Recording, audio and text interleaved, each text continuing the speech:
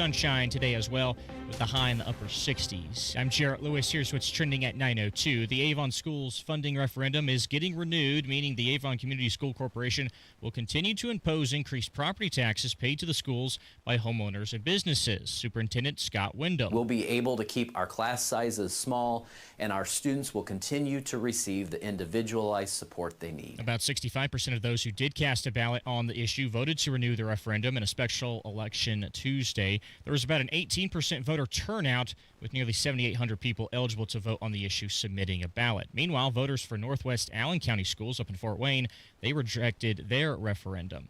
Almost 30 years after a man's remains were found at an accused serial killer's former home, he was identified this week. The Hamilton County Coroner's Office says Roger Goodlett went missing from Indianapolis in 1994. His remains spotted at Fox Hollow Farm in Westfield in 1996. That was where the accused killer, Herb Baumeister, was living. There were 10,000 human remains, bone and bone fragments, found on that property at that time. We have since matched a human remain to a family reference sample submitted to us by Mr. Goodlett's sister. Hamilton County Coroner Jeff Jellison says Baumeister is accused of killing at least 25 people over many years. He then ran off to Ontario and killed himself in 1996. The average price of gas in the state of Indiana today, $3.10 a gallon, according to Gas Buddy. In Indianapolis, the average is slightly more at $3.12, so prices are up compared to the start of this week. Maybe you've heard the Indianapolis Colts making a blockbuster move at the trade deadline Tuesday. They're getting all-pro cornerback Sauce Gardner from the New York Jets. The price is 2 first-round picks and wide receiver A.D. Mitchell. Gardner is with the team as they head to Berlin, Germany for their Week 10 game against the Atlanta Falcons on Sunday. And in college hoops last night, top-ranked Purdue got the job done against Evansville 82-51. Fletcher Lawyer had a career-high 30 points. The Boilers had to play without veteran forward Trey Kaufman-Wren, who is out with an injury sustained during warm-ups. You know, we lose a key piece that didn't play today, and then other people stepped up. I thought Jack Benner played well. Liam gave us, some good minutes there. So I think that's a good sign because guys are going to have games that they're going to miss. Head coach Matt Painter and former Mr. Indiana basketball Jack Benter added 11 points in the win, knocking down a few threes. For Indiana, their college basketball season is starting tonight. They battle Alabama A&M in Bloomington. Matt Baer, how are the roads? Not bad, Jared. We have improvements, still slow on the south side, northbound 65 Keystone to the south split. That's a 5-minute delay. Inbound 69, crash on the left shoulder at 82nd Street, slow to 96. Traffic sponsored by Positive Coaching Alliance. Questions about youth or high school sports? Positive Coaching Alliance can help.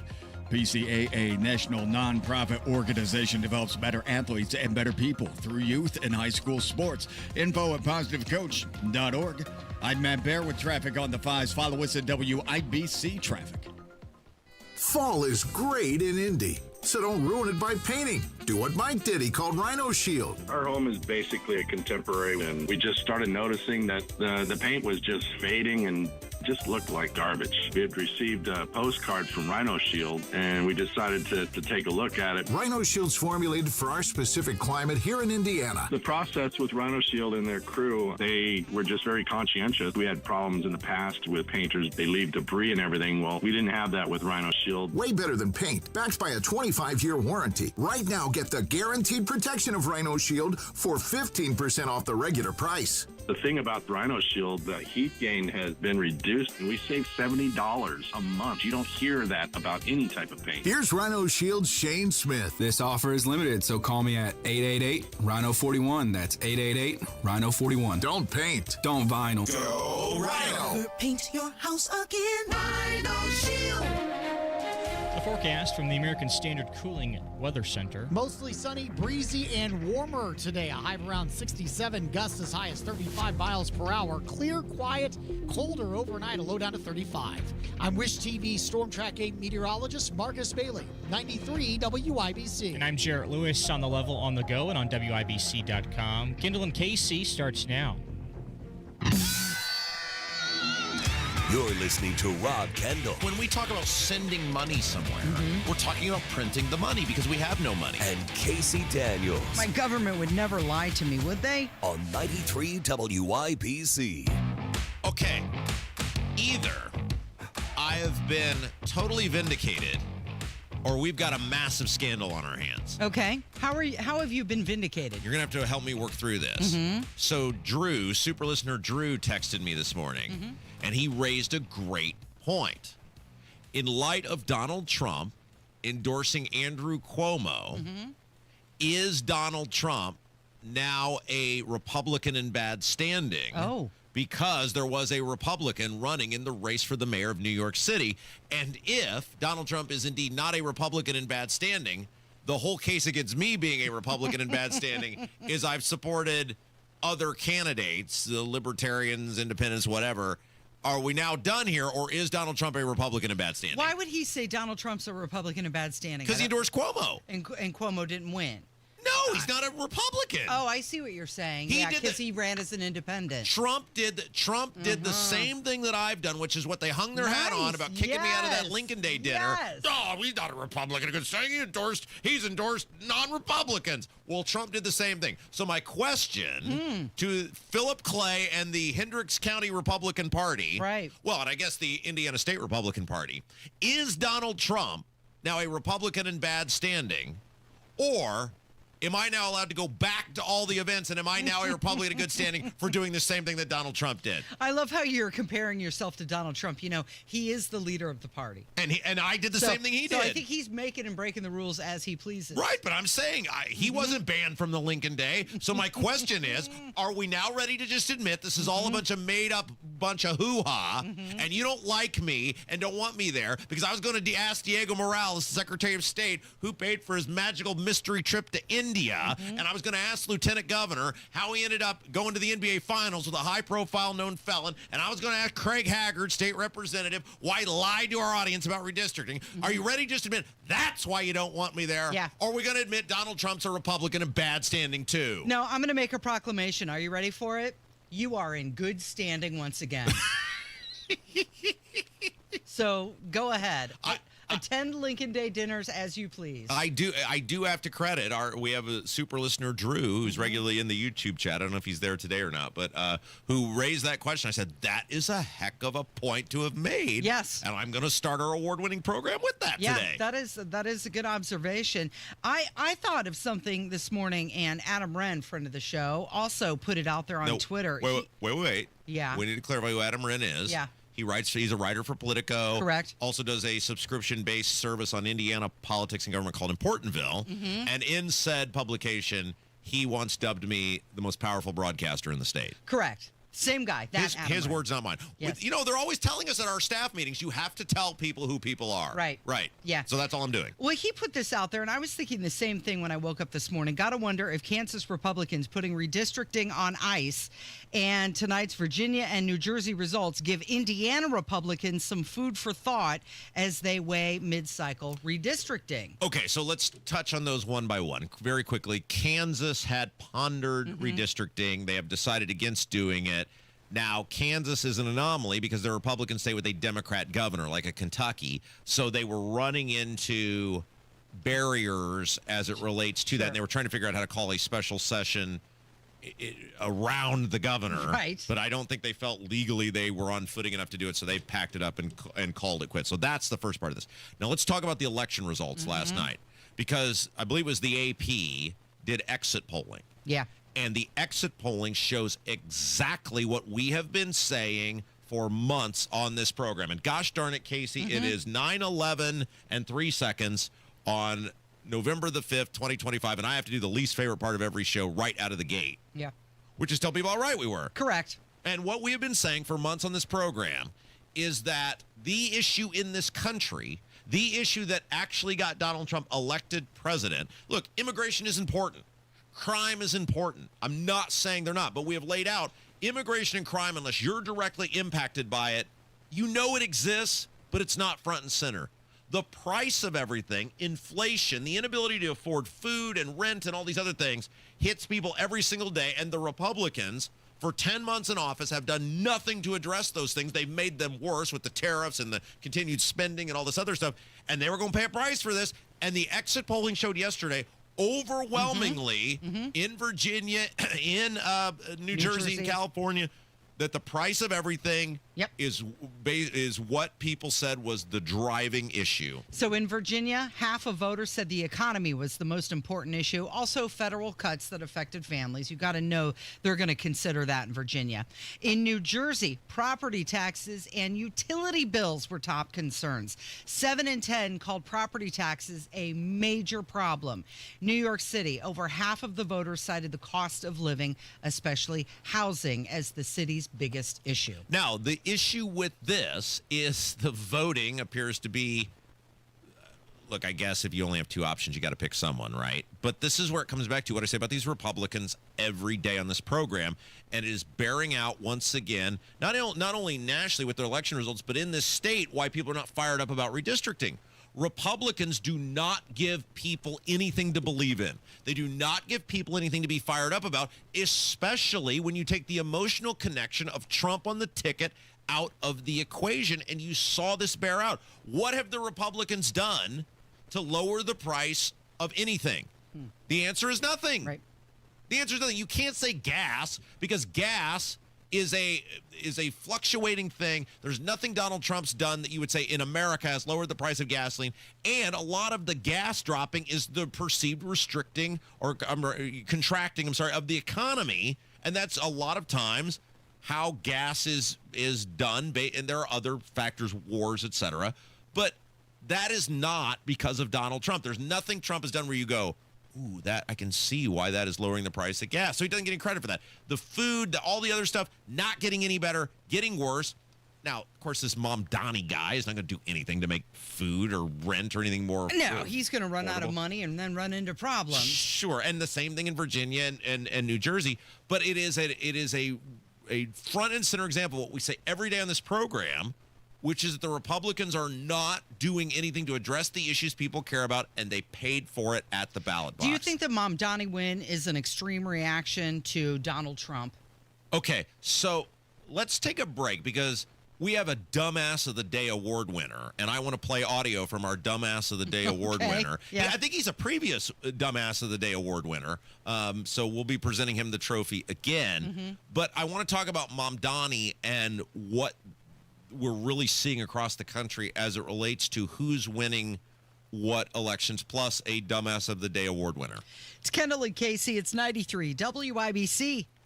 Indiana Attorney General urging Trump to send the National Guard into Indianapolis. 93 WIBC. If socialism is implemented, quote, we will become his worst enemy. What happens next? A UPS cargo plane crashed and exploded Tuesday night. Happens here. At least 7 people are dead. All of your homes will be 2/3 exempted from property taxes. Thank you for diving deep on policy. Police reported that at least 14 people were shot in Indy. On air, online, and on Alexa. Here's the question. Should you delay filing your Social Security until age 70? Conventional wisdom says that would give you a bigger benefits check. But that's not necessarily true anymore, because when you considered your taxes on your benefits, IRA and 401k withdrawals, and even Medicare premiums, you could get even more income by filing for your benefits early. Discover how you could get every penny out of your benefits with a free, yes, free customized Social Security analysis from Bill Demery, your retirement guy, at 317-648-5120. If you've saved more than $200,000 and have not yet filed for Social Security, schedule that free analysis right now. Call 317-648-5120. That's 317-648-5120, or visit yourretirementguy.com. That's yourretirementguy.com. Fall in Indiana is prep season, the smart time to get your home ready before the temperatures drop and the snow gets here. Because here's the truth. Roof, siding, gutter, and window problems don't fix themselves. One missing shingle turns into a bad leak. Clogged gutters lead to ice dams. And drafty siding or bad insulation means sky-high heating bills all winter long. That's why you need Moss Roofing. Family owned right here in Indiana for over 30 years, Moss Roofing gives you a free, no-obligation inspection. They'll spot problems now, before the cold settles in, so you're not scrambling in January. And here's a bonus. this. Thanks to new energy tax credits and Indiana Energy Saver rebates, you can save big on insulation and efficiency upgrades. That's money back in your pocket while protecting your home. So don't wait. Call Moss Roofing today at 317-747-3665. Tell them Tony Katz sent you. 317-747-3665. Moss Roofing, 747-3665, or online at mossroofing.com. Get your home winter ready this fall with people you can trust. mossroofing.com, every shingle time. As a mom, comforting my family is what I do best. Vicks Vapor Stick provides soothing, non-medicated Vicks vapors in an easy-to-apply stick, and it dries fast, so there's no mess. I use it to comfort myself and my family. Thanks, Mom. Vicks Vapo Stick, soothing comfort for the whole family. And try Vicks Vapo Shower Max for steamy Vicks vapors when you need more comfort for yourself. Use as directed. eBay has reinvented vehicle buying. From click to curb, everything's covered. Ever try to buy a car online and end up in a parking lot with a stranger and some blind trust? That era is over. Now with Secure Purchase, eBay isn't just where you find your car. It's where you buy it, start to finish. Title, financing, registration, delivery, it's all built in. This is the modern way to buy your next ride on eBay. eBay. Things people love. Secure Purchase is powered by Caramel Dealer Services, LLC, an eBay subsidiary. At Advent, nasal congestion and sinus infections can be solved with an in-office 20-minute procedure. Elsewhere, expect surgery.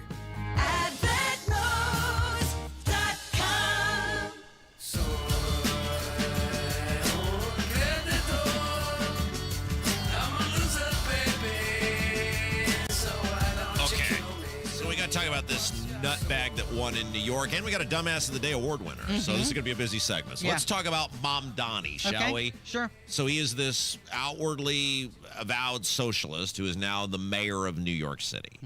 And you and I were talking about this before we went on air. And I said, this shouldn't surprise anyone because of the trend both on the right and the left of people moving to where they are surrounded by like-minded individuals. Like the diversity of thought in community or in state across this country is rapidly declining. We've seen it in the city of Indianapolis, in which many, many people, be they Republican, conservative, or even independent, have looked at what's going on and said, nah, I just don't think this is for me.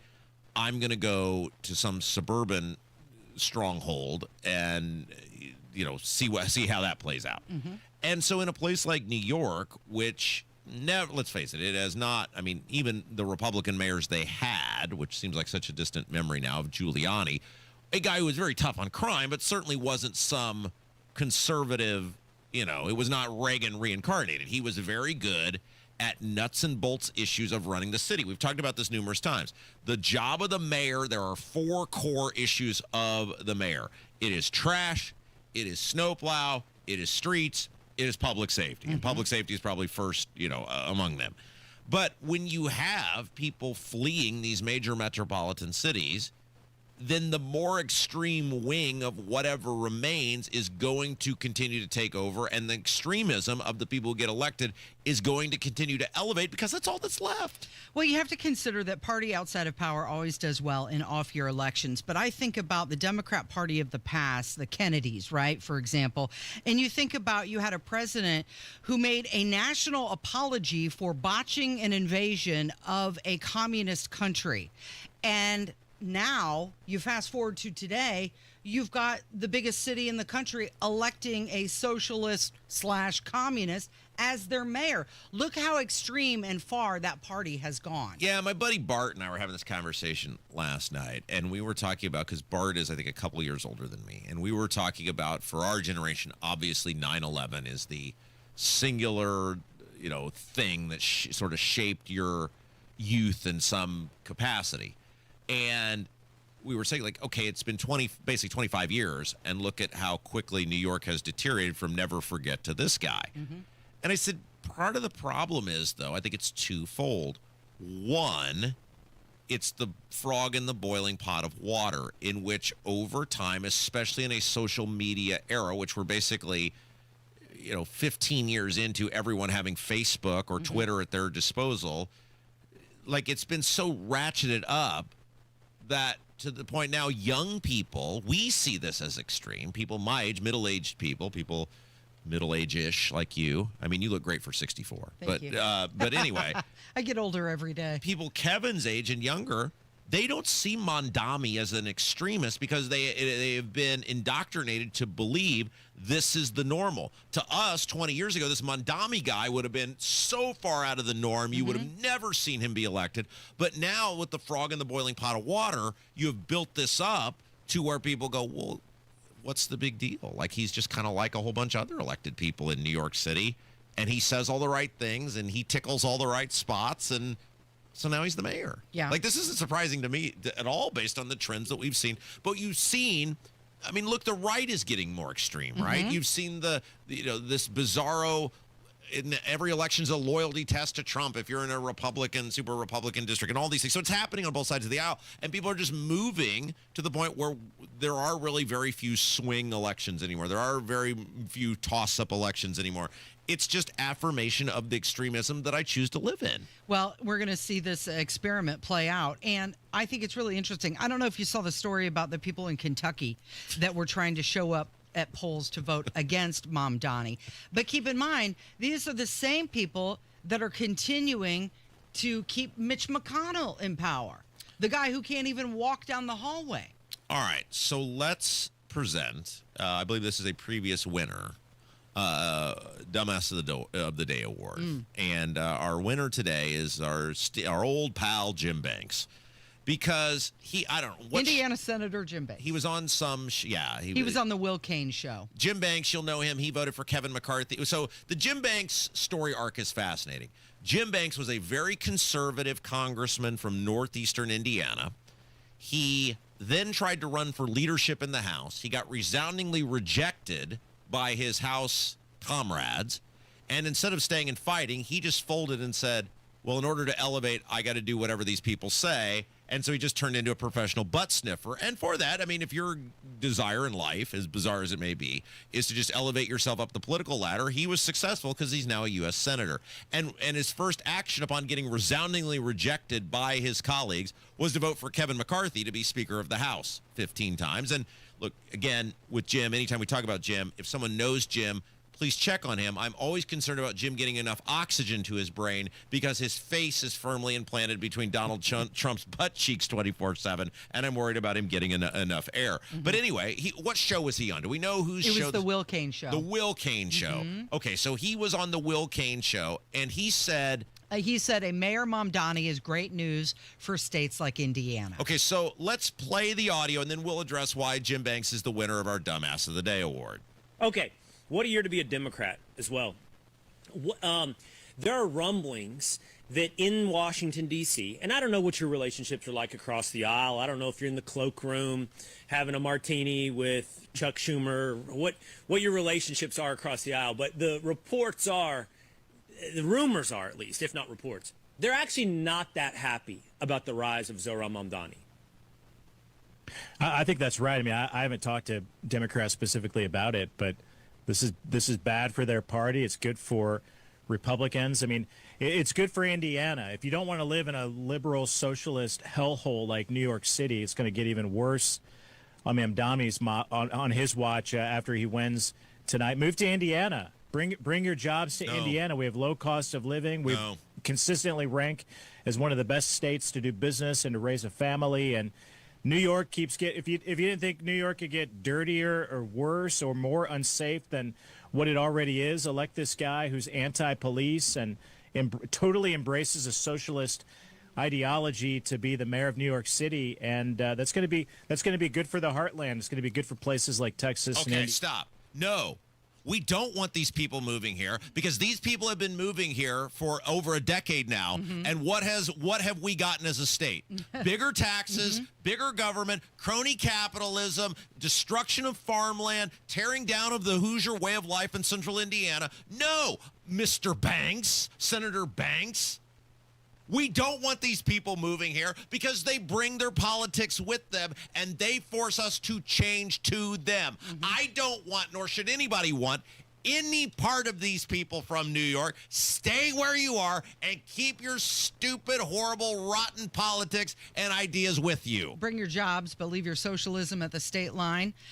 Go ahead and come, but don't be woke with you. Also, he's flat out wrong because Mondami didn't impact anything. It was a good night for Democrats last night. Oh, this is going to be bad for the Democrats. No, clearly, Virginia, win. New Jersey, win. California, Prop win. 50, Yeah, like all over the place, these guys were winning. And the reality is, in your big cities, whether it's Joe Hogsett or it's this guy in Minnesota or the guy in Chicago or this Mamdani, that is the new big city blueprint. That's who's going to run these cities because that's who's left. That's who stayed around. But in the meantime, don't come here. We don't want you here. I don't want you here. Jim Banks does not speak for the rest of us. You stay right where you are, and thus why Jim Banks is the winner of the Dumbass of the Day award. Deal with the consequences of a Mamdani win. I do believe that is going to scare a lot of people. It will put fear in people's minds, and I think a lot of more people are going to say, hey, you know what, I'd rather have a rhino, someone who's for the nation, rather than this socialist, communist ideology with someone like Mamdani. And I think it's going to affect redistricting here in this state. All right, speaking of redistricting, let's take a break. They have now delayed the redistricting to December, even though the governor came out and said it had to be done by November. Mm-hmm. He must have had a senior moment and forgot he said that because he never just blatantly lie or be very dishonest.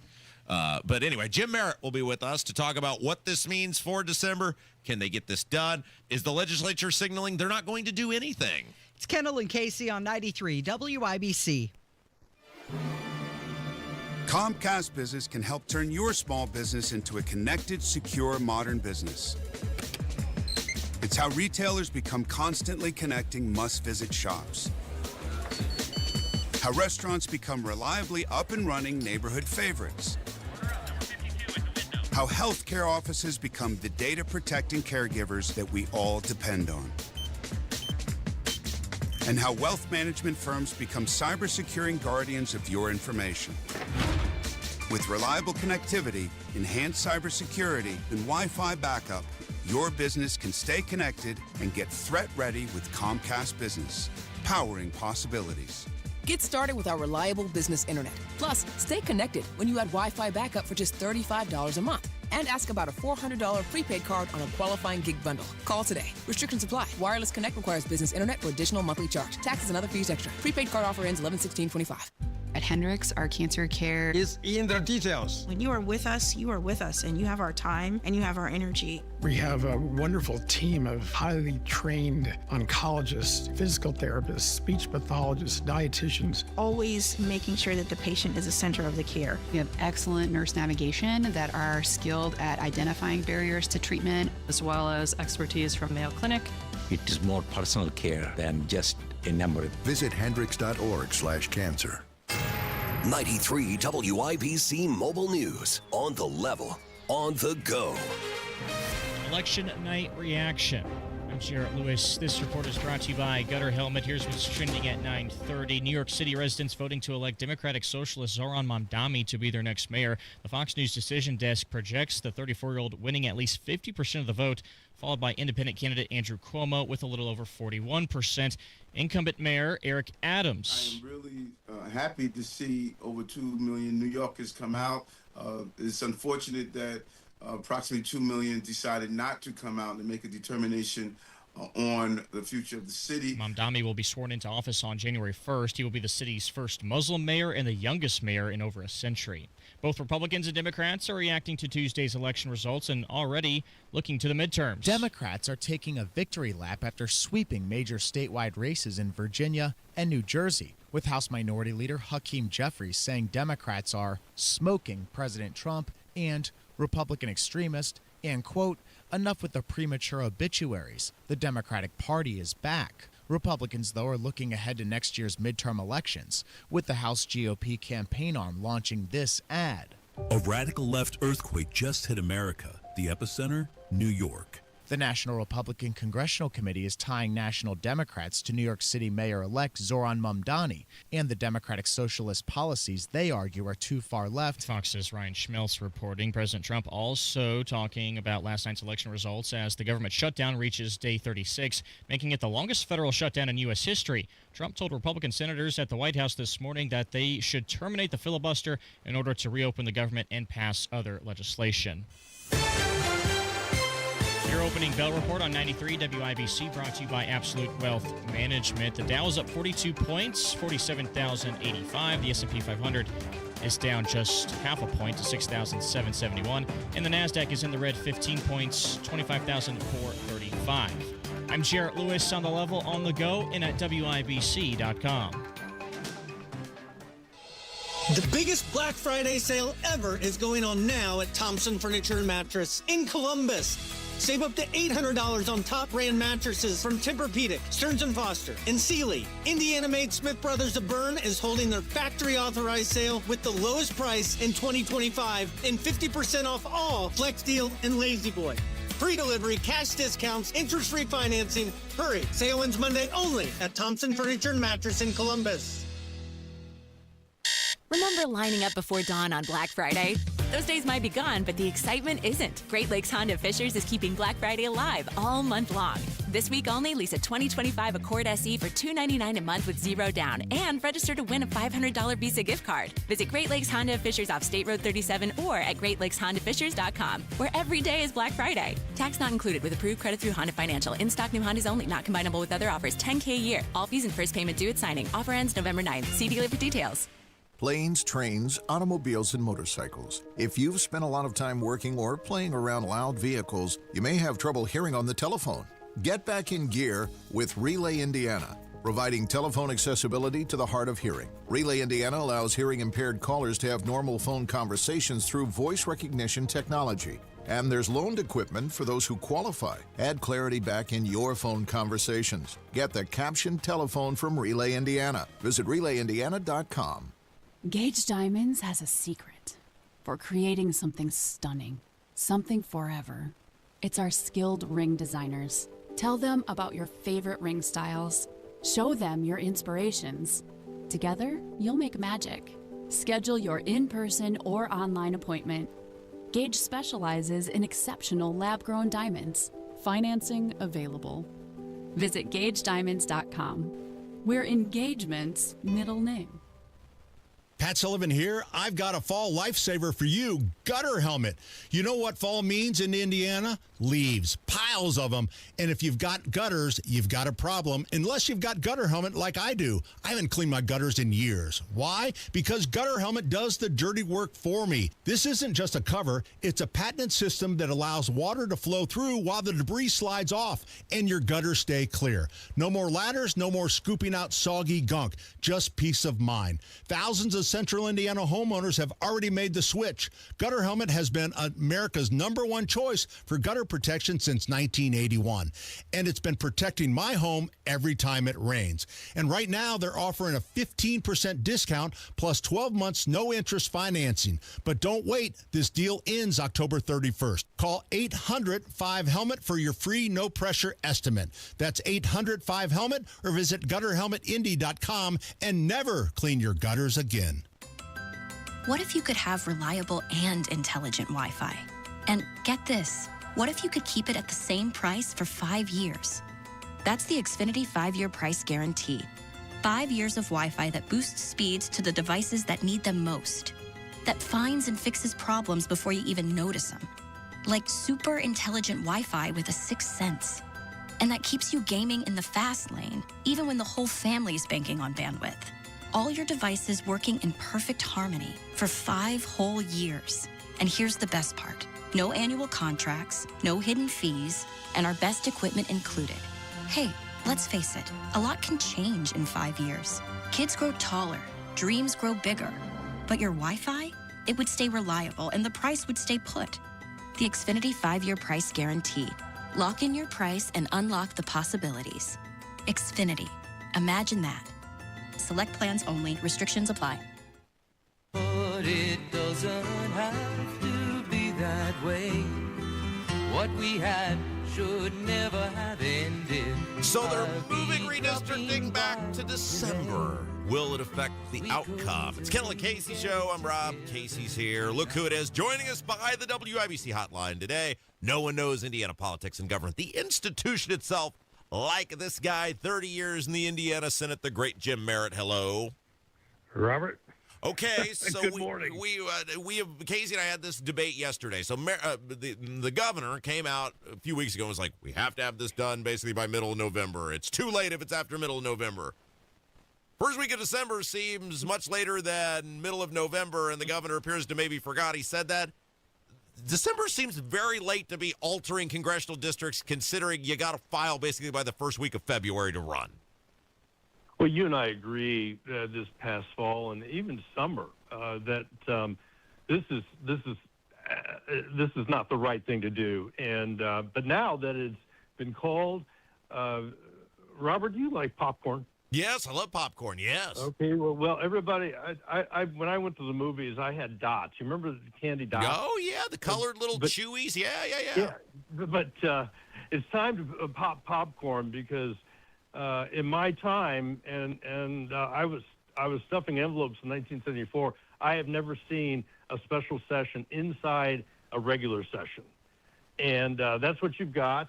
You've got 2 weeks in December, and I was very, very happy to hear that they will have a solid 2 weeks because I'm sure there's an itch somewhere in those caucuses in the General Assembly to just file a bill that has a map on it and expect everybody to vote on it. And they will have committee hearings. They will file bills. They will have committee hearings. They will have a bill to match Indiana tax code with the federal tax code. This will be a full-fledged part of the regular session. And, they're going to get so much done in the first 2 weeks of December. Maybe they shouldn't even come back because okay, so you hit on something important, Jim, which is this is no longer a special session. It's now part of the regular session, which means they basically do whatever they want to do and start getting work ahead on other work, for lack of a better term. Right. However, look, this is going to be I don't care what else they try to do. I mean, they got to do this tax code realignment stuff, which is basically, rubber stamping paperwork. But I don't care what else they do. If this redistricting thing, which is what will get all the attention, if it fails after property taxes failed, Braun may as well just pack it up and go home, right?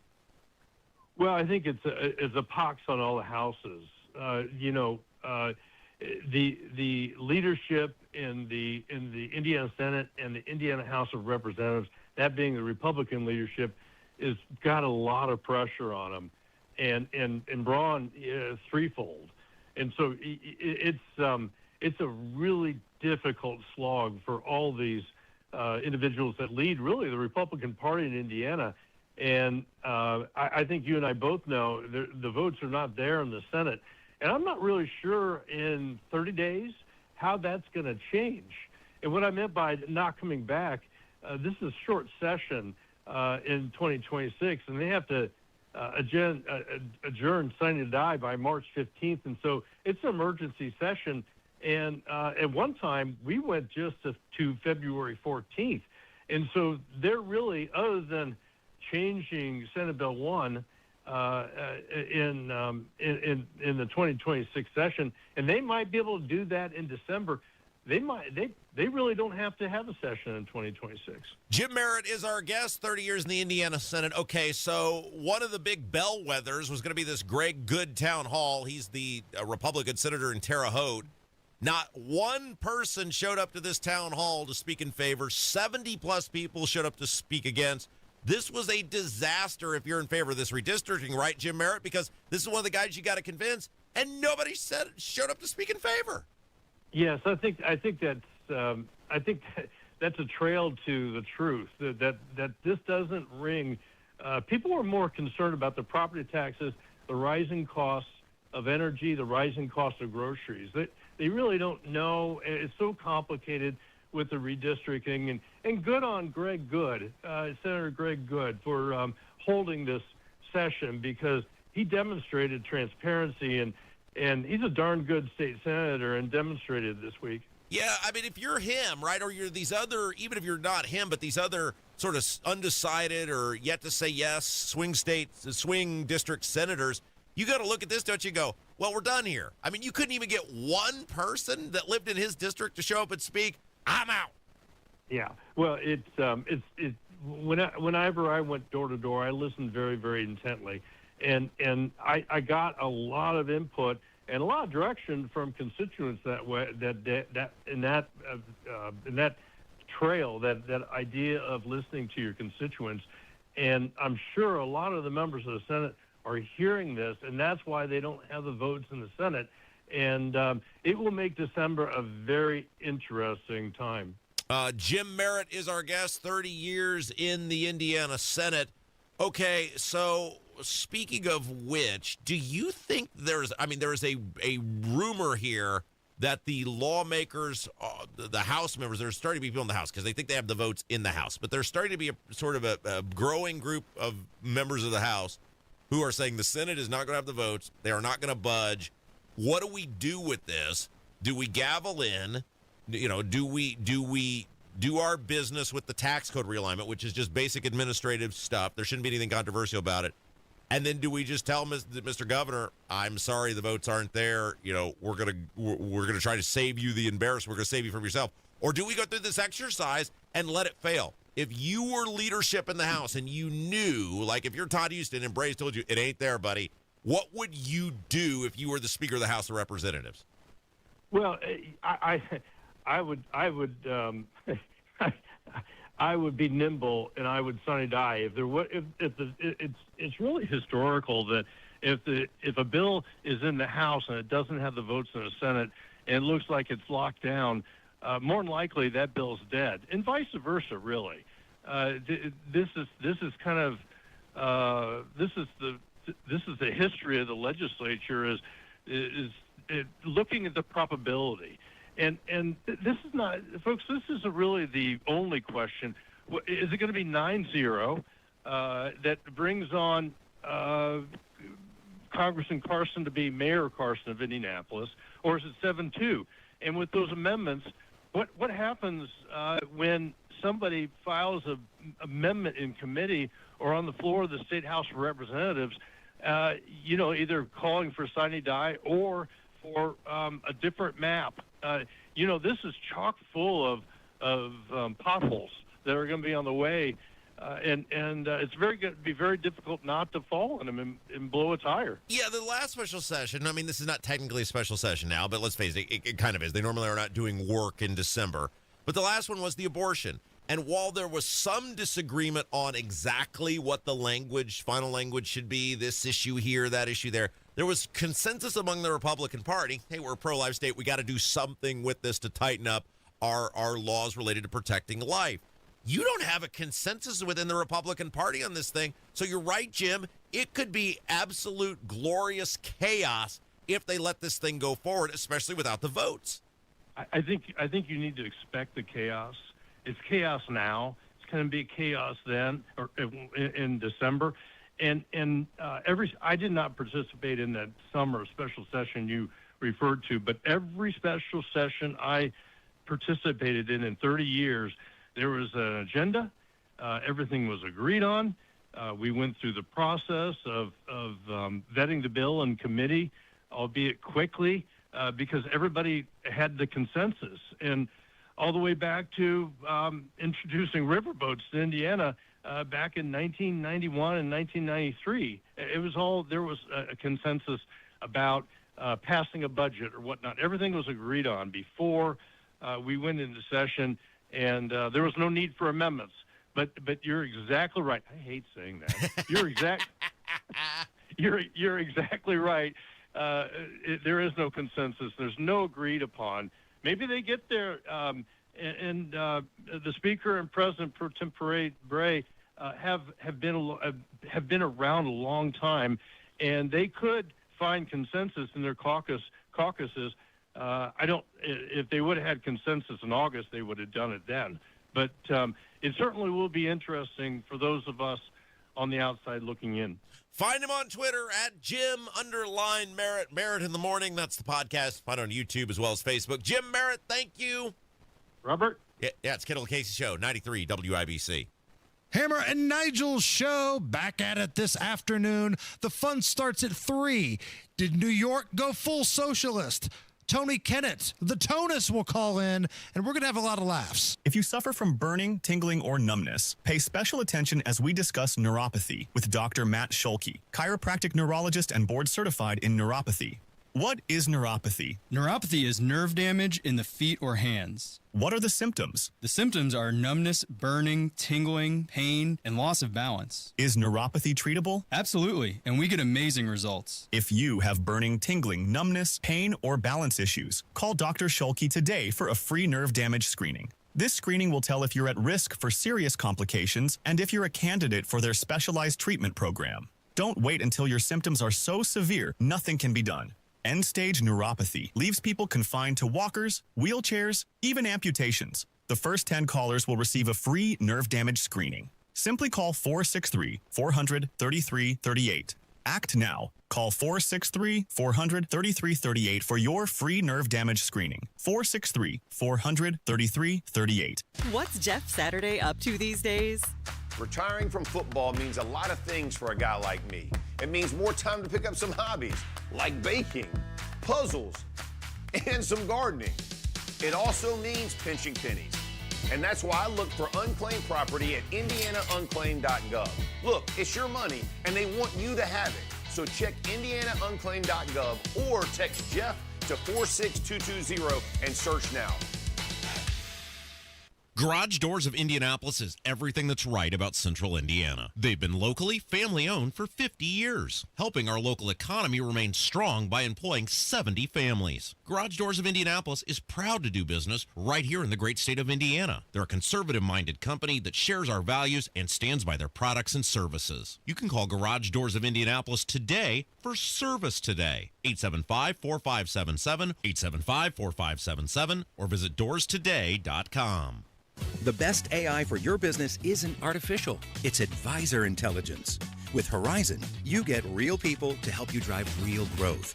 Open your business account today at horizonbank.com/businessai. Member FDIC, equal housing lender. Energy slipping? Losing your edge? It could be low T. Take action. Synergen X and Low T Center offer a quick free T test. Get pharmaceutical-grade testosterone, never compounded, personalized by experts just for you. Most insurance covers it. The best you is waiting. TRTMVP.com. Transform your home with Galaxy Concrete Coatings. You can say goodbye to cracked, stained, and dirty old floors and hello to durable, stunning surfaces that last. Their cutting-edge technology ensures a beautiful finish every time, and you get to pick out the color. Upgrade your home today by calling Galaxy Concrete Coatings. They're for garage floors, driveways, pool decks, and patios, and they come with a lifetime warranty and one-day professional installation. The phone number, 877-417-0635. You can find them online, too. GalaxyConcreteCoatings.com. An official message from Medicare. Couple more minutes, and we'll start this month's book club. You know, I usually love a plot twist, but this year, I'm comparing my options during Medicare open enrollment. You can't assume your current health or drug plan is the best one for you. And you gotta make sure your drugs are covered. That's important. So is saving money. Review all your options at Medicare.gov. Open enrollment ends December 7th. Paid for by the U.S. Department of Health and Human Services. eBay has reinvented vehicle buying. From click to curb, everything's covered. Ever try to buy a car online and end up in a parking lot with a stranger and some blind trust? That era is over. Now with Secure Purchase, eBay isn't just where you find your car.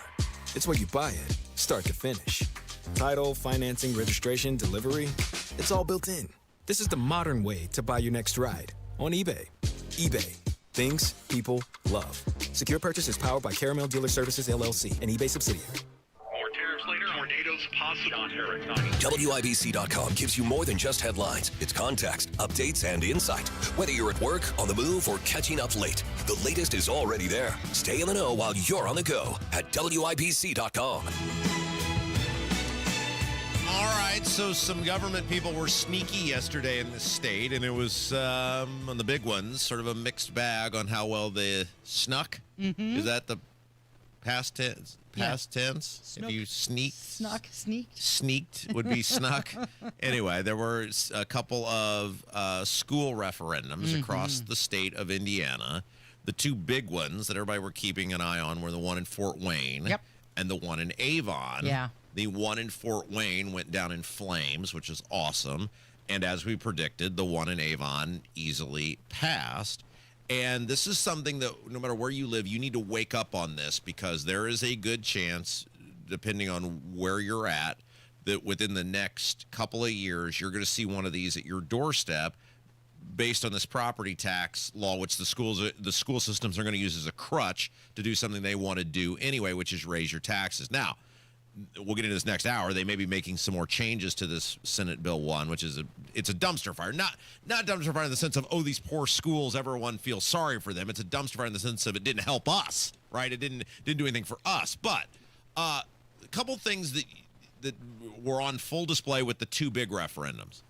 In Avon, there was no organized opposition. Right. And in order to beat school referendums, you have to have an organized and somewhat, not totally well, but somewhat funded operation to do things like doors and signs, and people who are just constantly pounding this drum on what is actually going on in the community. Because the problem becomes, like in Avon, they got away with first of all, even having the thing in an off year was totally gross and disgusting. Those people should be ashamed of themselves. But you have to have people to counteract these claims that people are making. Oh, it's not a referendum. It's just continuation of the current taxes. Well, the reality is, for most people, their taxes would have gone down by hundreds of dollars. You have to have, when they go, the renters won't be impacted by this. They're not paying property taxes. Of course, the renters are going to get screwed more than anybody else, because the landlord's going to pass the property taxes on to the renter, which they would see a decrease in their rent. If they, like, all of these things, you can't just shout into the abyss or on the county chatterboard and think that's going to sway people to show up and vote. You've got to explain. The school people, you usually don't change minds in referendums. You've either got people who are one way or another, and you've got to motivate your people who are inclined to vote no to get to the polls and to go vote.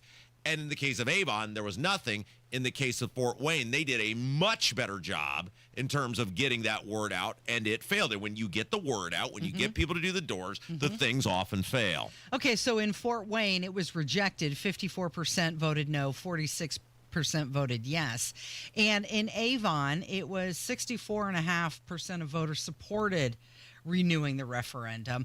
But here's the thing. They only had 7,700 voters. It's pathetic. Out of 42,681 eligible. Yeah, so it was like 18% of the 18% turnout. No, I can't remember what the total number was. It was like they won by 1,000 votes or something like that. And this is what I kept trying to tell those guys throughout the whole thing. I said, look, you're going to lose. I mean, I've been around this long enough to know I can tell a month out what's going to happen. And I told those guys, I said, our buddy Mitchell, who tried, and I said, be proud of yourself. You did what you could do. But I said, I've been around these long enough, and I've beat enough of these to know how they work and how to do this, and you guys just don't have that going on. But one of the things that's fascinating is, think about that. In a town of whatever Avon is now, they build a high-density housing development on every corner, so 30,000 or 35,000 or whatever when you include Washington Township, it's well over that, right? If you'd have got 1,500 or 1,000 more people to just go spend 5 minutes out of their day to go do something, you would have won. Like, you hear 65-35, you go, oh, it passed overwhelmingly.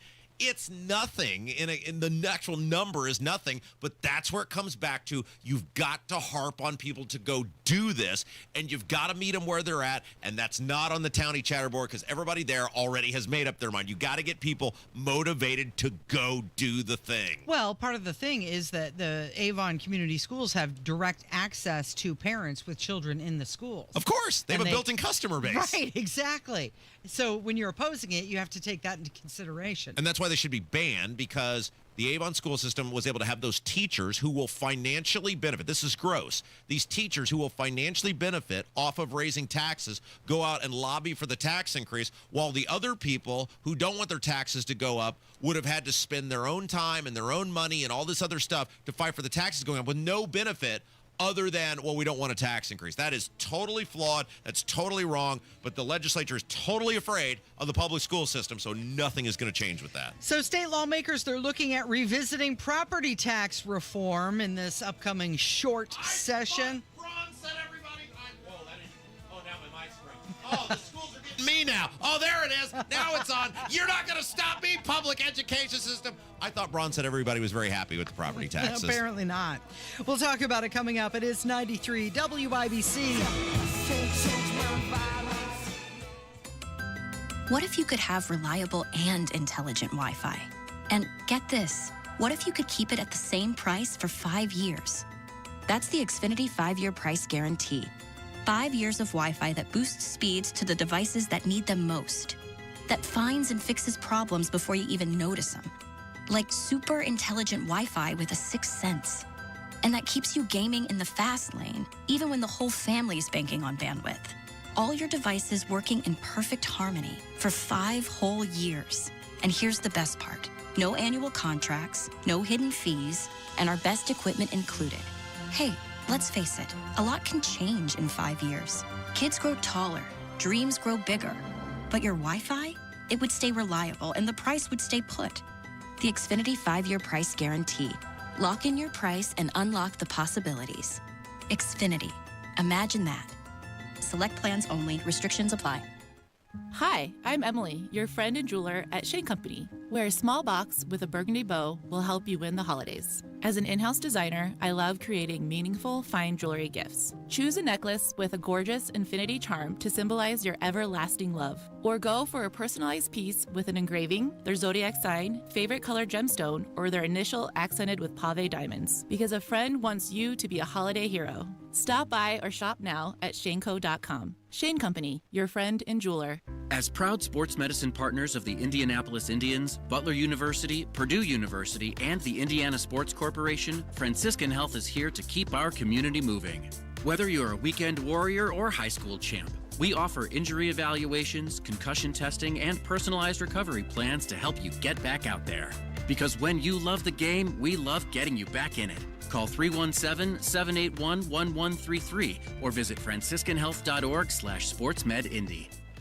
Why choose a Sleep Number smart bed? Can I make my site softer? Can I make my site firmer? Can we sleep cooler? Sleep Number does that. Cools up to 8 times faster and lets you choose your ideal comfort on either side. Your Sleep Number setting. Enjoy personalized comfort for better sleep night after night. It's our Black Friday sale. Recharge this season with a bundle of cozy, soothing comfort. Now only $17.99 for our C2 mattress and base, plus free premium delivery. Prices higher in Alaska and Hawaii. Check it out at a Sleep Number store or sleepnumber.com today. An official message from Medicare. Couple more minutes, and we'll start this month's book club. You know, I usually love a plot twist, but this year, I'm comparing my options during Medicare open enrollment. You can't assume your current health or drug plan is the best one for you. And you gotta make sure your drugs are covered. That's important. So is saving money. Review all your options at Medicare.gov. Open enrollment ends December 7th. Paid for by the U.S. Department of Health and Human Services. In 2 minutes from the Technology Recyclers studios, what's drawing a large police presence to Whitestown this morning, how voting went for the Avon school referendum on Tuesday, and what Indiana's Attorney General is asking President Trump to do for the capital city. Those stories and more next. You're listening to 93 WIBC, WIBC HD1 Indianapolis. It's 10 o'clock. Are the Trump tariffs legal? I'm Kathleen Maloney, Fox News. The U.S. Supreme Court is set to hear arguments in a landmark case over President Trump's executive power and tariff authority. It gets to this. What does the text of the law really mean when it grants President Trump or any president executive wide-sweeping powers to deal with emergency situations? Does it mean he can levy wide-ranging tariffs to any country anytime he wants to? Well, they've lost all the decisions at the lower courts. Now, the plaintiffs, which include some small businesses, aren't buying the administration's argument that the president has the power to simply levy tariffs in any amount at any time he'd like to. This is from one of their briefs. They say that is a breathtaking assertion of power, and one would expect to see an unequivocal grant of authority from Congress to support it if the Constitution permits it at all. Fox's Shannon Bream. It's day 36 of the government shutdown. SNAP benefits have run dry, but President Trump says they were being abused. That was for people that really had problems, down and out, people that really had problems. But during Biden, they gave it to anybody that wanted it. I think it's something you have to talk about because the numbers are incredible. The president also blames the shutdown for Democratic wins in the election.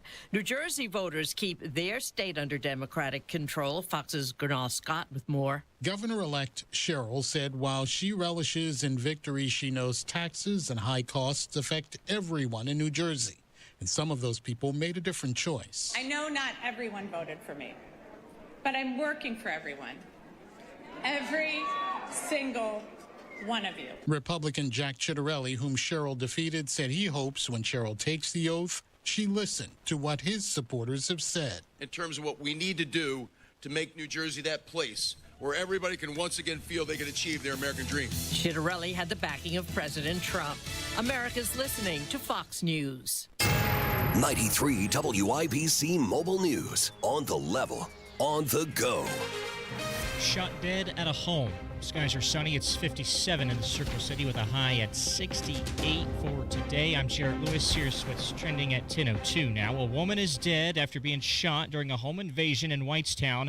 Police say it happened just before 7 this morning in a neighborhood by South Main Street. As they arrived on the scene, they found a deceased female as well as a gunshot that had come from inside the home. Captain John Yurkosh says there were multiple people inside and outside the house when officers arrived. They are now being questioned, and there is no active threat to the area at this time. Voters in the Avon community are making their stance clear on the school's operating referendum. I am thrilled to tell you that the Avon Washington Township voters have once again rallied around our 11,000 students and 1,600 employees by voting yes for the renewal of our 2018 operating referendum. Avon School Superintendent Scott Wyndham, after about 2/3 of those who did cast a ballot on the issue voted to renew the referendum in Tuesday's special election. The county's voter registration office said a little over 7,700 of the near 43,000 eligible voters cast ballots. Wyndham says a renewal of the referendum, which was first approved in 2018, means class sizes will remain small and students will see continued success with their teachers. Indiana Attorney General Todd Rokita is wanting President Trump to deploy the National Guard to Indianapolis. Rokita posted to social media this week saying law and order needs to be restored in the state's capital. This comes after at least 14 people were shot in the city and 4 others were stabbed last weekend. In college basketball, the start of the season looking good for Purdue after easily defeating Evansville at Mackey Arena last night, 82-51. Meanwhile, the Indiana Hoosiers will open their season tonight against Alabama A&M. Head coach Darren DeVries on what he feels the team is doing well entering the regular season. This team has a really good feel for kind of our motion offense and have really shared the ball well in practice. And I'm excited about that as we continue to grow as a team. This will be his debut as the Hoosiers head coach. Tonight's tip-off in Bloomington is at 8. And the first college football playoff rankings are revealed. Ohio State remains the number 1 team in the nation.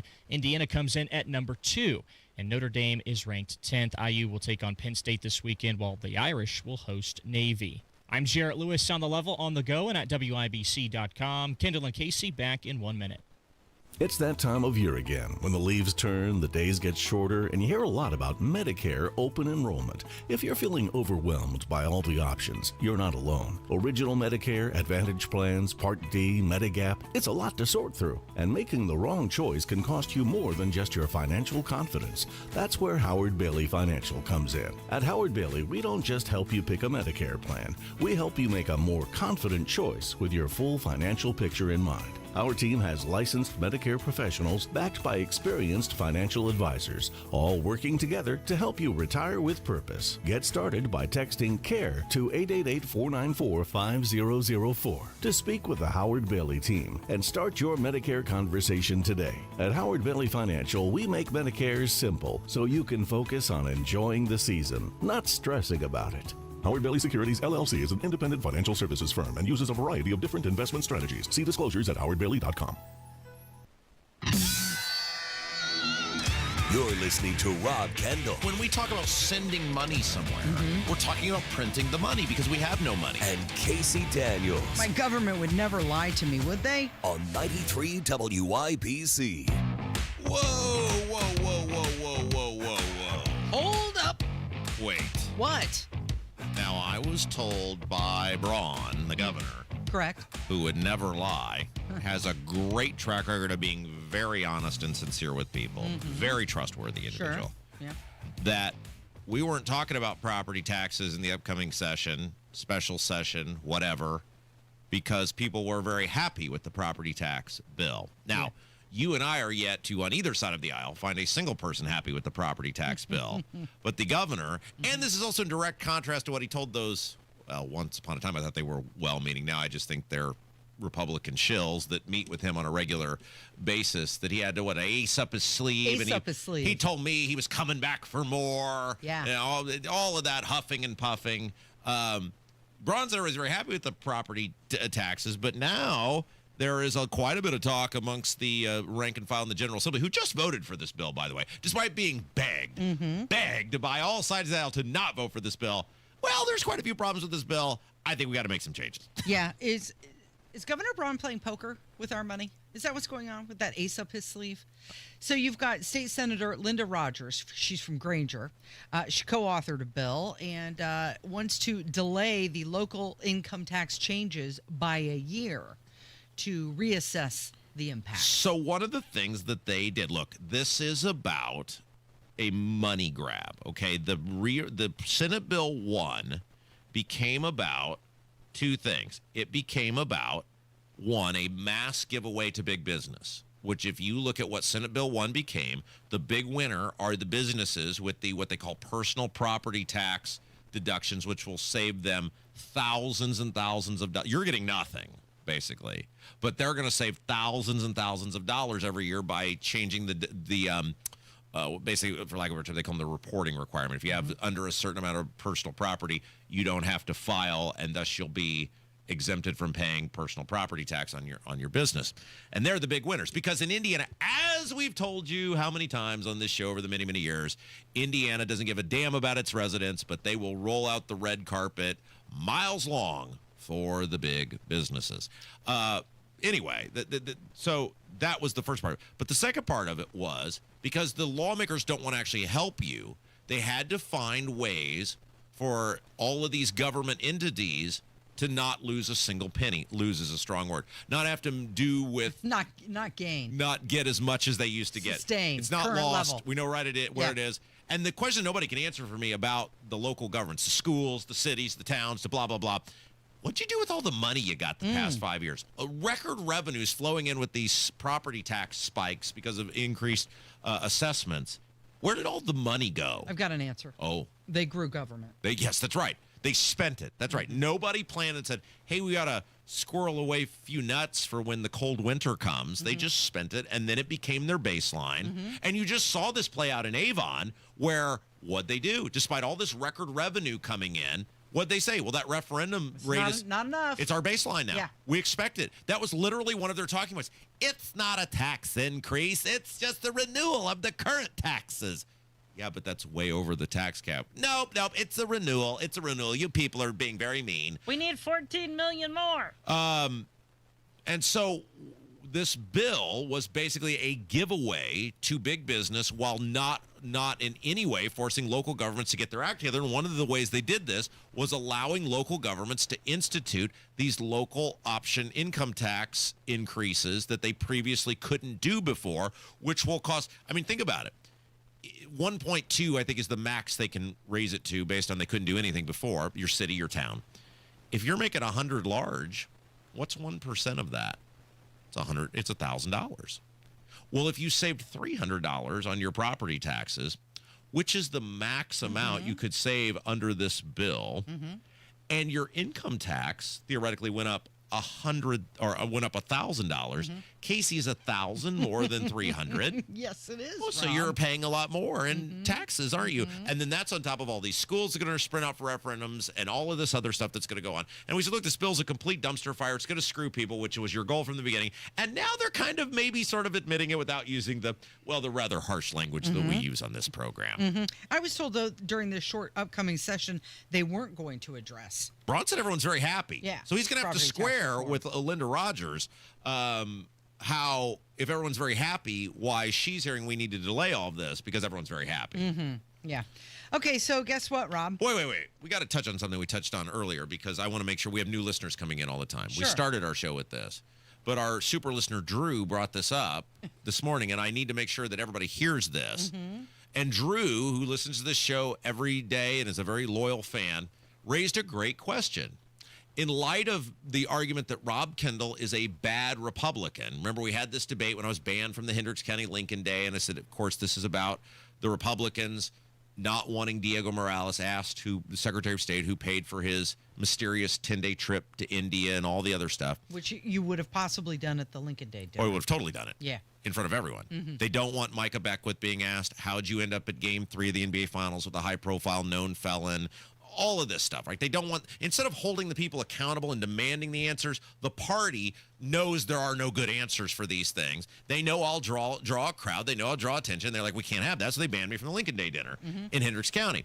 But the crutch that they started coming out with and the talking points was, Rob Kendall is a bad Republican. He's not in good standing because he's endorsed non-Republicans before. Right. He's told people to vote for non-Republicans.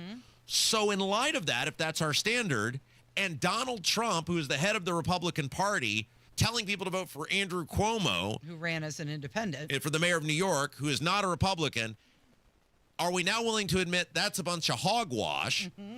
And y'all were just pulling stuff out of your ass because you didn't want me there holding your candidates and your office holders accountable? Or are we now going to say Donald Trump is a bad Republican? Oh, okay, no. I think you nailed it. Oh, which one? Hogwash. Oh, hogwash. Yeah. Okay. So now every time someone tries to say I'm a bad Republican, I can say, and Donald Trump is too. Right. Right. You're in this soup together. Huh. Okay. Okay, I just want to make sure that Well, we I got all made a that. proclamation earlier in the show that said you are, in fact, a Republican in good standing. Well, the state treasurer, Daniel Elliott, said So that. if me and Daniel Elliott say it, it must. So really shouldn't have any problem getting into the Lincoln days going forward. Do you have an invite coming up? Well, I don't know. I mean, Something on the horizon? I got invited to one a couple weeks ago, but I thought it was a ways away. I said, I'm not going all that way. I didn't even want to go to the one. You just want to be invited to the party so you can say no thank you. Well, and I knew they were going to, we've been through this. I knew they were going to ban me. That's why I accepted the invitation. And we got what we wanted. Yeah. Because those people are idiots and they have no self-control whatsoever. And they can't stand, because they're egomaniacs, to be challenged. And I knew exactly what they were going to do.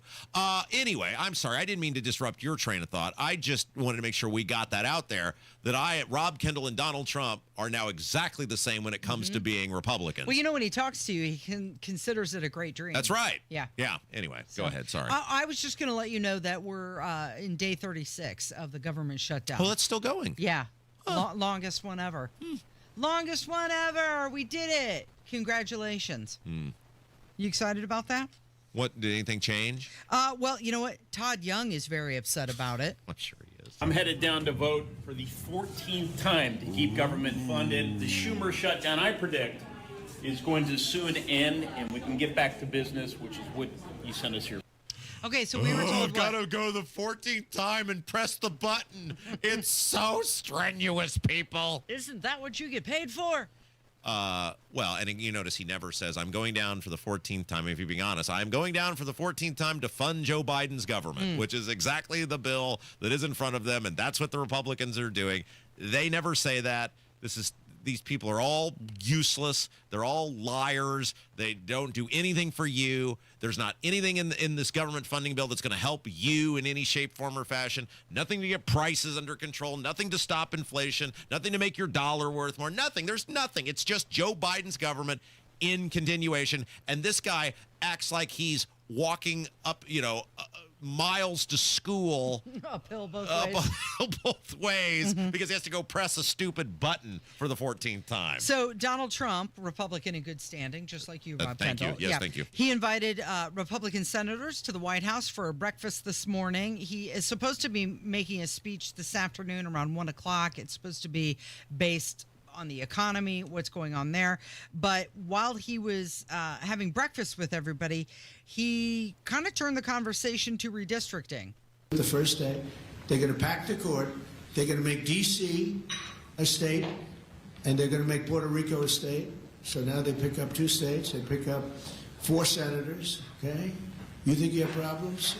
They're going to do all of the things. They're going to pick up electoral votes. It's going to be a very, very bad situation. And it's done. It's done. As soon as they attain power. Now, if we do what I'm saying, they'll most likely never attain power, because we will have passed every single thing that you can imagine that it's good and all good for the country. And there'll be no reason to. If we don't do that, people will say they're not doing much and they're in power. The only way they would do the things he's proposing is if they got rid of the filibuster, which is what he's proposing. Right. He's urged them to do that. That is the way they would pass those things, Mr. President, is if they get rid of the 60-vote threshold. That's when all the crazy stuff got past the Democrats, the Obamacare and all that other stuff. But they had 60 votes. They didn't get rid of the filibuster, or they will do these reconciliation bills like you did, Mr. President, when you wanted your big bullcrap bill. But like, I want to like this guy because I want him to succeed as my president. But gosh, when he just blatantly lies, it makes it so hard. The only way that stuff would happen is if they did what he wanted them to do, which is to get rid of the filibuster. Hammer's going to join us next. It is 93 WIBC. Hammer and Nigel. The Secret Service announced that they have dismantled basically an electronic spying ring, 300 SIM servers, and 100,000 SIM cards. This network that was broken up would have the ability to text everybody in the United States within a couple of seconds. Yeah, no arrests concerns me, but the fact that they caught it is awesome. Hammer and Nigel, weekdays 3 till 7 on 93 WIBC and WIBC.com. The biggest Black Friday sale ever is going on now at Thompson Furniture and Mattress in Columbus. Save up to $800 on top brand mattresses from Tempur-Pedic, Stearns & Foster, and Sealy. Indiana-made Smith Brothers of Bern is holding their factory authorized sale with the lowest price in 2025 and 50% off all Flex Deal and Lazy Boy. Free delivery, cash discounts, interest-free financing. Hurry, sale ends Monday only at Thompson Furniture and Mattress in Columbus. Hey guys, it's Rob for Universal Windows Direct. What a deal going on right now at Universal Windows Direct. Listen to this. First of all, you got the old tried and true. Buy 2 windows, you're going to get 2 free with no limit. But then on top of that, you also get 36 months of 0% financing with equal monthly payments, same as cash, and a $500 bonus off your project. So let's review. Buy 2 windows, you get 2 free, no limit. 36 months of 0% financing with equal monthly payments, same as cash, and a little cherry on top, $500 bonus off your entire home improvement project. Now, some restrictions may apply. So to get all the details and schedule your totally free, no hassle, no obligation in-home consultation, call Universal Windows Direct today, 317-659-7574, 317-659-7574. Check them out on the web, universalwindowsdirect.com. Tell them Rob sent you. An official message from Medicare. Couple more minutes, and we'll start this month's book club. You know, I usually love a plot twist, but this year, I'm comparing my options during Medicare open enrollment. You can't assume your current health or drug plan is the best one for you. And you got to make sure your drugs are covered. That's important. So is saving money. Review all your options at Medicare.gov. Open enrollment ends December 7th. Paid for by the U.S. Department of Health and Human Services. It's B-Window's biggest sale of the year. Get up to 68% off plus no interest, no payments for 24 months. Call now or go to bwindow.com. Trust me. We're mixing it up today. He had some big important meeting or something to go to, so we're bringing him on early. Jason Hammer, one half of the Hammer and Nigel show, joins us now. Hammer, hello. What'd you do to your hand again? Oh, I told you this. I had a macaroni and cheese accident making mac and cheese for my kid, and it's healed up quite nicely. It's almost completely done, but I did burn my... You look like a mutant. Well, I mean, it's fine when I take it off. It's just it helps it heal better, so why wouldn't I do that? No, I'm just saying it looks gross, and I feel so bad for your wife having to look at it. It's a little burn. It's nothing. Like it looks bad because it's got this... So they make the only thing that looks good on you is your hair, and your hair does look fantastic. They make these bandages, and you should have seen... Well, you saw when I initially did it. It was ghastly, but you were there. you were there. It looked much worse than it actually was. But it's healed up, and they make these little patches you put on them, and it helps the burn heal. So why wouldn't I continue to do? Who am I trying to impress? I think you're downplaying it. You're like the dude in European Vacation. Oh, it's just a flesh wound, and the blood squirts out across the room. You wouldn't even notice if I didn't have this bandage on it. But thank you for pointing it out to everyone. Oh, you're welcome. You know what I've seen on social media all day, and I feel like, maybe we should pump the brakes just a little bit. Last night was a referendum on Donald Trump. Yeah, I don't think so. Was it really? Because I got a feeling that if Jesus himself came down to earth and ran in New York as a Republican, he was going to finish third in that race last night. Like, very blue states, very blue cities. I don't think what happened in New York where a socialist beat a Democrat has anything to do with Donald Trump. See the news now. And coming in third, Republican Jesus Christ. 8.7%. Yeah. And you'd see Bill Hemmer at the map. Now, back a couple years ago, Curtis Sliwa had this area at about 9%. Jesus underperforming. Okay, so let's talk about that for a second, because you get credit. You put out one of the funniest. What do we call this? Is it a meme? Is it a? Oh, it's an AI created picture. Yeah. Unlike others, it's appropriate, right? There's nothing being done to it that might get anyone in any trouble. And would you like to? You can find it at Hammer and Nigel. Is that right? Sure. Our Facebook and Twitter, I believe. So good. So last night, after he was defeated for the third time running for governor in New Jersey, Jack Ciattarelli, I sent Rob a text and was like, maybe it's time to stop nominating Jack Ciattarelli to run for governor in New Jersey. Yeah, I mean, they keep running the guy, and he never wins. He's 0 for 3. And it's like, oh, we got to keep doing him, you nominate because he wins. He never wins. He's going to run again probably in 4 years, and then he can get the golden sombrero. He becomes the Bills of New Jersey politics.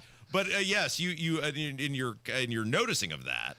Well, it's time to stop running Jack Ciattarelli, so I created an AI picture of Beto and Destiny Wells welcoming him with open arms to the Habitual Losers Club. Yeah, Beto, of course, lost the race, for president, and then senator, and then governor. And he was shoved down our throats. He, and Rob, you can appreciate this, was Poochie the Rockin' Dog from the Simpsons episode. We were told how radical he was. He's all in our face. He's so extreme. He was a big turd. Yeah, and then Destiny Wells, remember, we told she was going to be the new face of the Democrat Party. Oh, the people in Carmel love her. The wine moms can't get enough. And then she has run against the two worst people to ever hold statewide office in Indiana and got smoked by both of them. Yep. Diego Morales when she ran for Secretary of State, Rokita when she ran for Attorney General, and then I liked Todd Rokita, but okay. I know you do. But then well, you can defend him on your show. That's fine. I don't interfere with whatever you do. Good. And by the way, he's a real tough guy about me on your show. He don't want to come in here and do it. Why does he say it to you guys, but he won't say it to me? I thought that was his shtick, that he's Mr. Billy Badass. He has no problem saying mean things about me to you guys. Why won't he say it to us? I thought the same thing about Adam Wren, but I digress. Well, I would love to have you and Wren on the program together. I would too. Okay, Bring that fat guy in here and I'll destroy him. Well, maybe we'll hook that up. See if he can get his chins through the door. Anyway, the point is, she also lost. We're distracted from Destiny Wells' failures, which we should not be doing here. She then got rejected by her own party. She ran for the party chair, and they picked some grandma who had no opinion on anything. Yeah. Whose actual name was Karen. That's right. So we did a little AI work last night, and it's Beto, it's Destiny Wells welcoming with open arms Jack Ciattarelli to the Habitual Losers Club. Yeah, but I do think, like, the Virginia stuff shouldn't surprise anyone. Trump pissed all those people off because they all work for the federal government. They're not going to vote for him, any Republicans. And really, everybody's saying the state flipped. It feels like Youngkin was the exception. Yeah, there, he was. Right? Like, Republicans don't normally do well. That's the birthplace of, like, dudes going into the women's restroom. It's a weird state. So to say that it flipped, it went back to what it normally is. Right. It just became normal. Weren't they the ones with what was the guy's name that Nigel does the impression of, the governor? That was for the just disgusting post-birth abortion. Right, late, like after birth abortion. Nigel sounds just like the guy. Governor Northam. Governor Northam. That's right. Nigel can do the best impression of that guy. It's pretty solid. Yeah. So I'm not swayed by it. It's like blue states were blue, right? And I mean, New York's a dumpster fire. In Virginia, though, you got to be like, I'm out of here. No, but It's gonna be like the same people in New York. He's an institutionalist. I mean, I think he'll stay and probably run for governor again because the limits are different there. There's one term, but then you come back and run again. Right. So he'll probably run again in a couple of years. Probably. Now, if you told me last night that Alabama elected a socialist, then I'd say, okay, maybe this is a referendum on Donald Trump. Yeah. Remember the Roy Moore guy who lost in Alabama? I miss him. I don't know where he's at That now. was one of the first stories that was popular when we got the keys to the afternoon show, and it was content gold.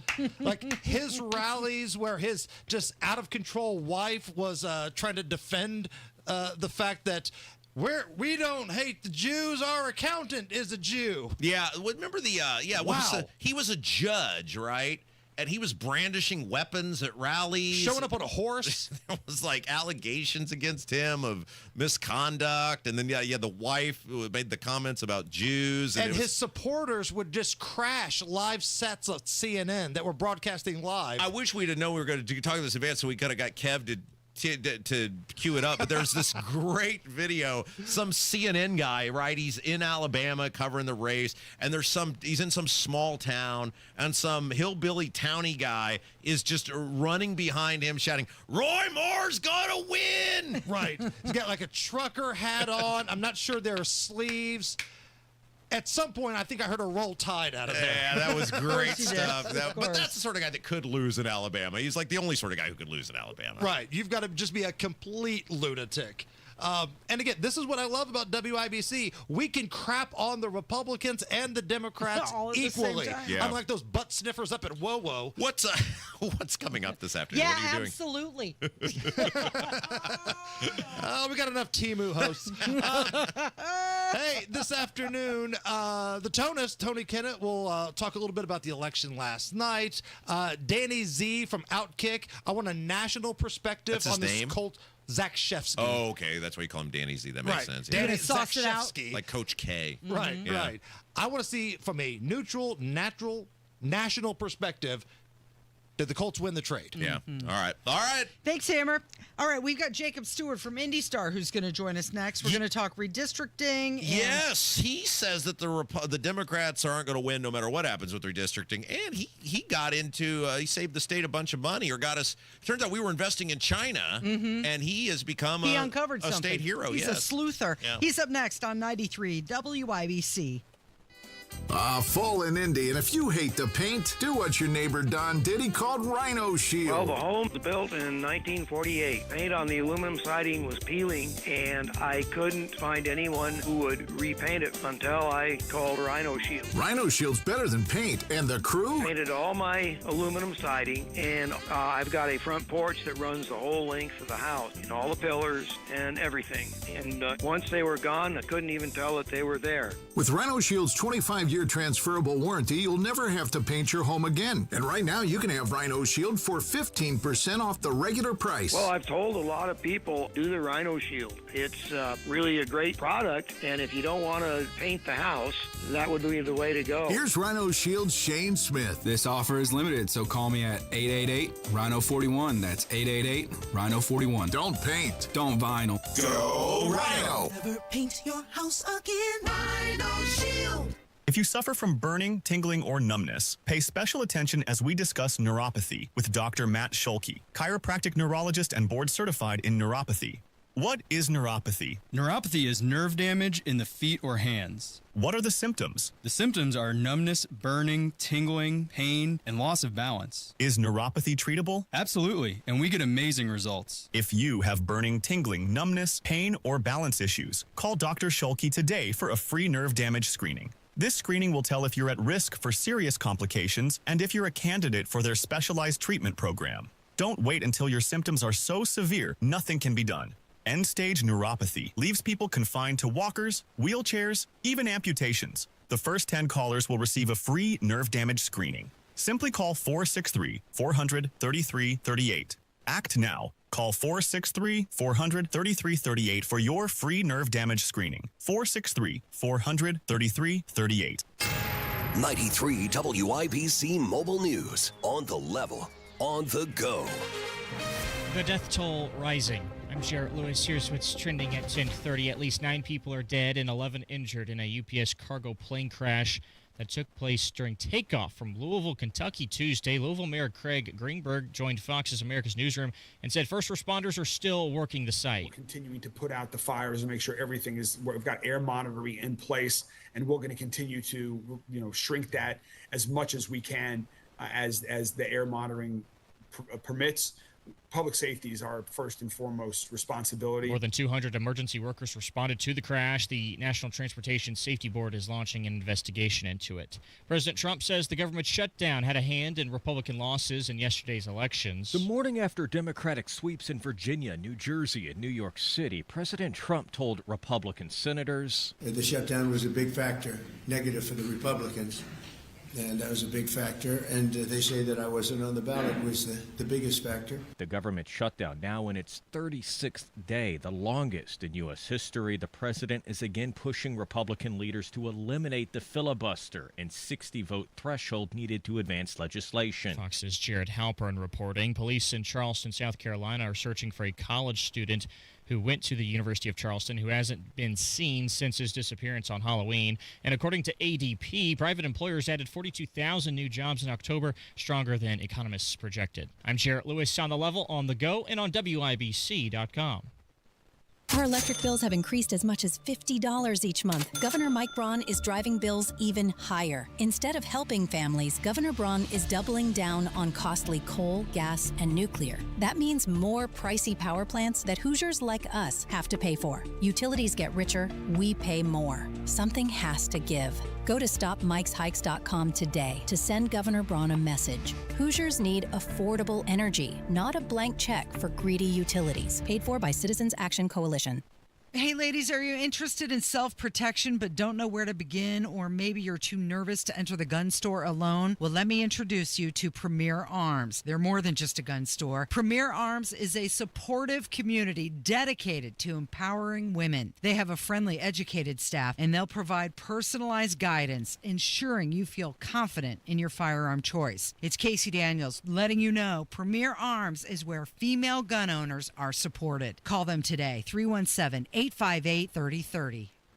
Truck drivers, wherever you want to take your driving career in 2026, Schneider has an opportunity for you. Our huge selection of driving jobs means you can get the home time that suits your schedule. Choose from daily, weekly, monthly, or sometime in between.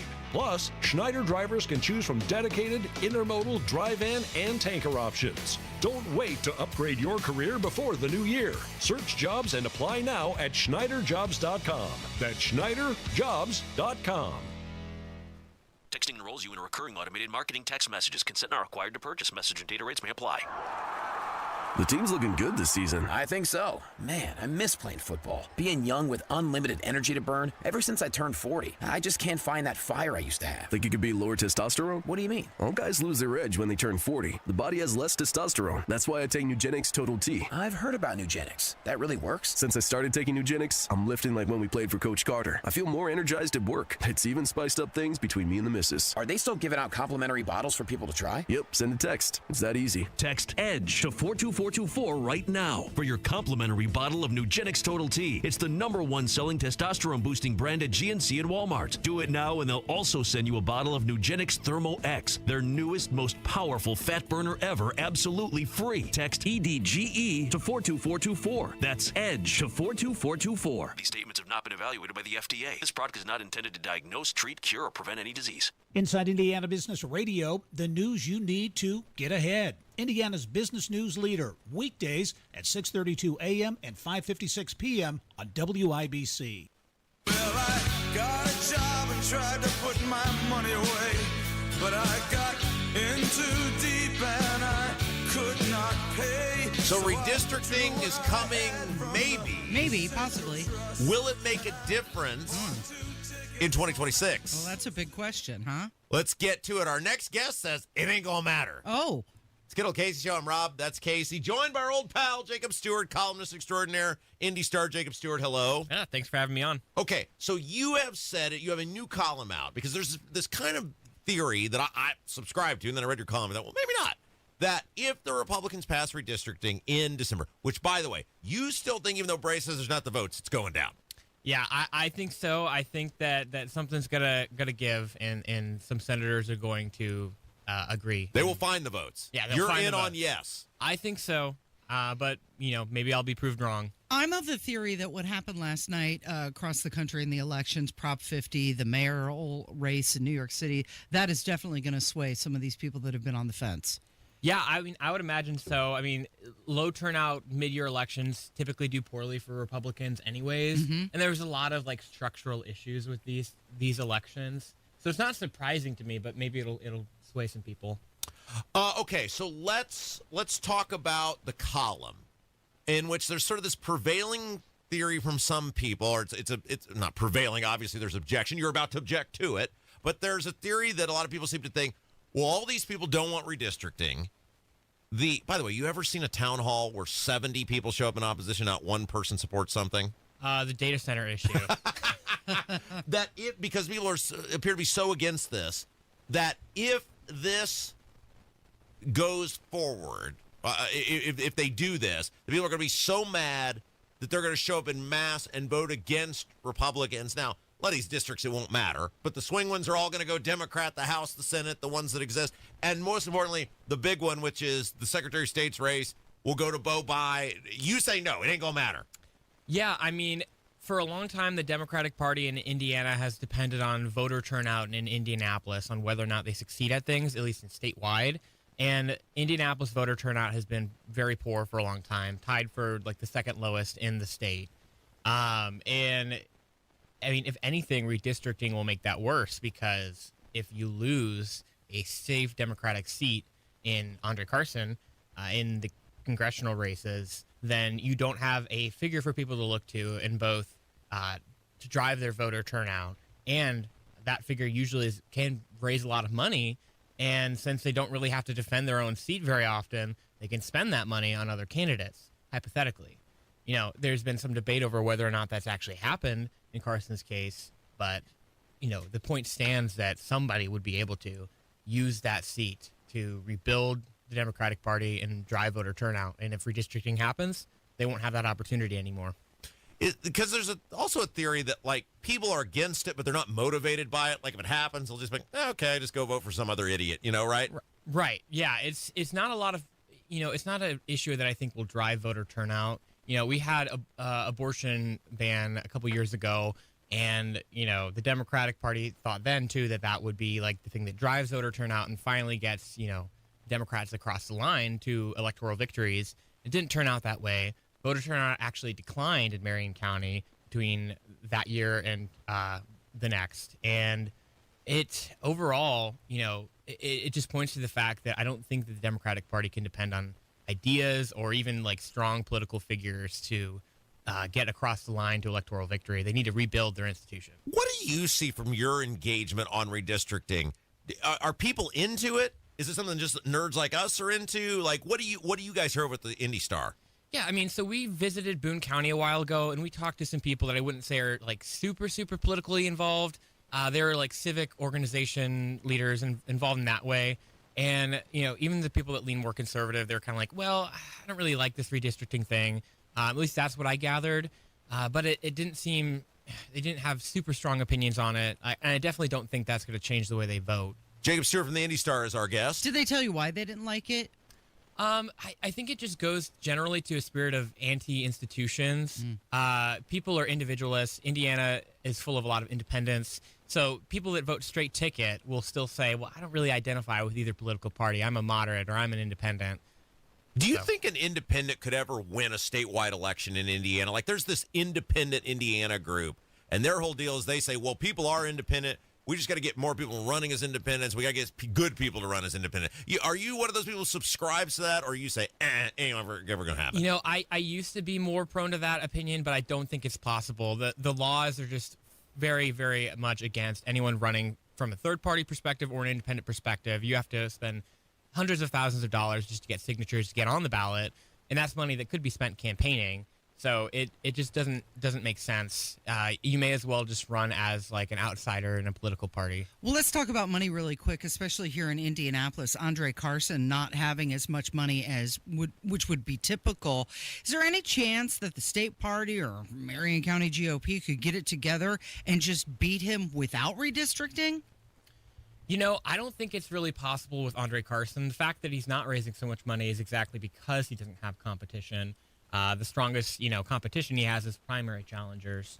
I think, on the other hand, if you look at the 1st District in Northwest Indiana, Frank Mervan, there's definitely a chance that he would be beaten within the next, even before the next census. The district's already trending Republican. Number of straight ticket voters in Lake County alone that are voting for Republicans has more than doubled since 2016. And that's just a sign that their organization is, I think, being very effective. And, a lot of people have said there's also this demographic shift happening, people leaving Chicago and coming to Indiana. Whether or not that's true, we'll see. But, on the other hand, some people have debated whether or not the Republicans should redraw the districts 8-1 or 9-0. If they just redraw the Northwest Indiana district, that would almost be worse, in my opinion, because they open themselves up to that argument of rigging the election when the district's already trending conservative. So it wouldn't make any sense. It would almost be offensive, I think, to local officials there if that's the sole district they focused on changing. Okay, Jacob Stewart, IndyStar, our guest. We have to give you credit. You have helped humanity. You have been all over this idea that the state of Indiana was still investing, because they say we're getting out of China, right? Right. State of Indiana, was this a year ago, 2 years ago, whatever, so we're getting out of investing in China, and everybody did a big parade, and this is great. And then you, because you must have way too much time on your hands, you figured out that in some little-known codicil or crevice of the state investment portfolio, there was still a bunch of money invested in Hong Kong. Exactly. How did you find that? So it was publicly available. What do you do? Do you have hobbies? Do you have friends? What do you do? Well, I investigate things. I enjoy doing that. I was on a government website looking through documents, and this was publicly available. It was the public equity report of the Indiana Public Retirement System, and they had all their investments listed, 30 million of which were in Hong Kong, and that was just publicly available data. The column I wrote on that subject, pointing out the fact that we had essentially banned investing in China 2 years prior to that, and they'd already patted themselves on the back saying, "Oh, we divested from China entirely." Well, come to find out, of course, Hong Kong is part of China, so they didn't really. And so later, they really didn't divest at all. Right. Yeah. Did they not know, or were they pulling shenanigans? Were they pulling BS? I think maybe a little bit of both. Because it is the government, so it is not out of the realm that they are that incompetent. I think that if you give a state bureaucrat an inch, they'll take a mile. And when it comes to this issue, you have to be very, very specific, because they're going to want to invest how they want. So they're going to take, the least stringent interpretation of the law. So you, Jacob Stewart, IndyStar columnist, great patriot, what did you call someone? Did you say, excuse me, you're still in Hong Kong? So I emailed Senator Garten because I knew he authored the law, and he was on. Oh, he's a big fan of ours. You should have dropped our name. He loves us. He would have hung up on him. Yeah. I emailed him about it because I knew he'd authored the law. Full disclosure, I used to work for him when I worked for the Senate. Oh yeah. So I was very aware. That's of why this he took issue. the email. That's right. Yeah. That's yeah. And then they were like, "You're right." Yeah, he was like, "You're right. It was intended to include Hong Kong as well." And he told me he emailed the Indiana Public Retirement System and clarified the law to them. And within the next couple of days, they sent an email back to him, which he shared with me, saying that, yeah, you're right. Since you authored the law, you're the best one to interpret it. So we're divesting. You're bossing the General Assembly around. Well, and they did an investigation, too, and found it was actually $170 million invested in Hong Kong, not just $30 million. Wow. So what's the plan now? So they're divesting by next month, from what I understand. They've already started divesting from the Hong Kong assets. Does that mean they sell it? Is that what they mean? Is that what that means? So. I believe so. They're selling the assets and then reinvest it someplace else. What is China? Are they the yen? Is that right? I think so. Give us our yen. We're out of here. We don't want any part of you people anymore. Did they tell you what they're going to invest in? That's not clear. I'd imagine another foreign country. Bitcoin, Casey. Right. We're going to Bitcoin. Coinbase. Yeah. Jacob Stewart, IndyStar. Good work. You're the best. Thank you. It's Kendall and Casey on 93 WIBC. Coming up on Tony Katz today, Election Day yesterday.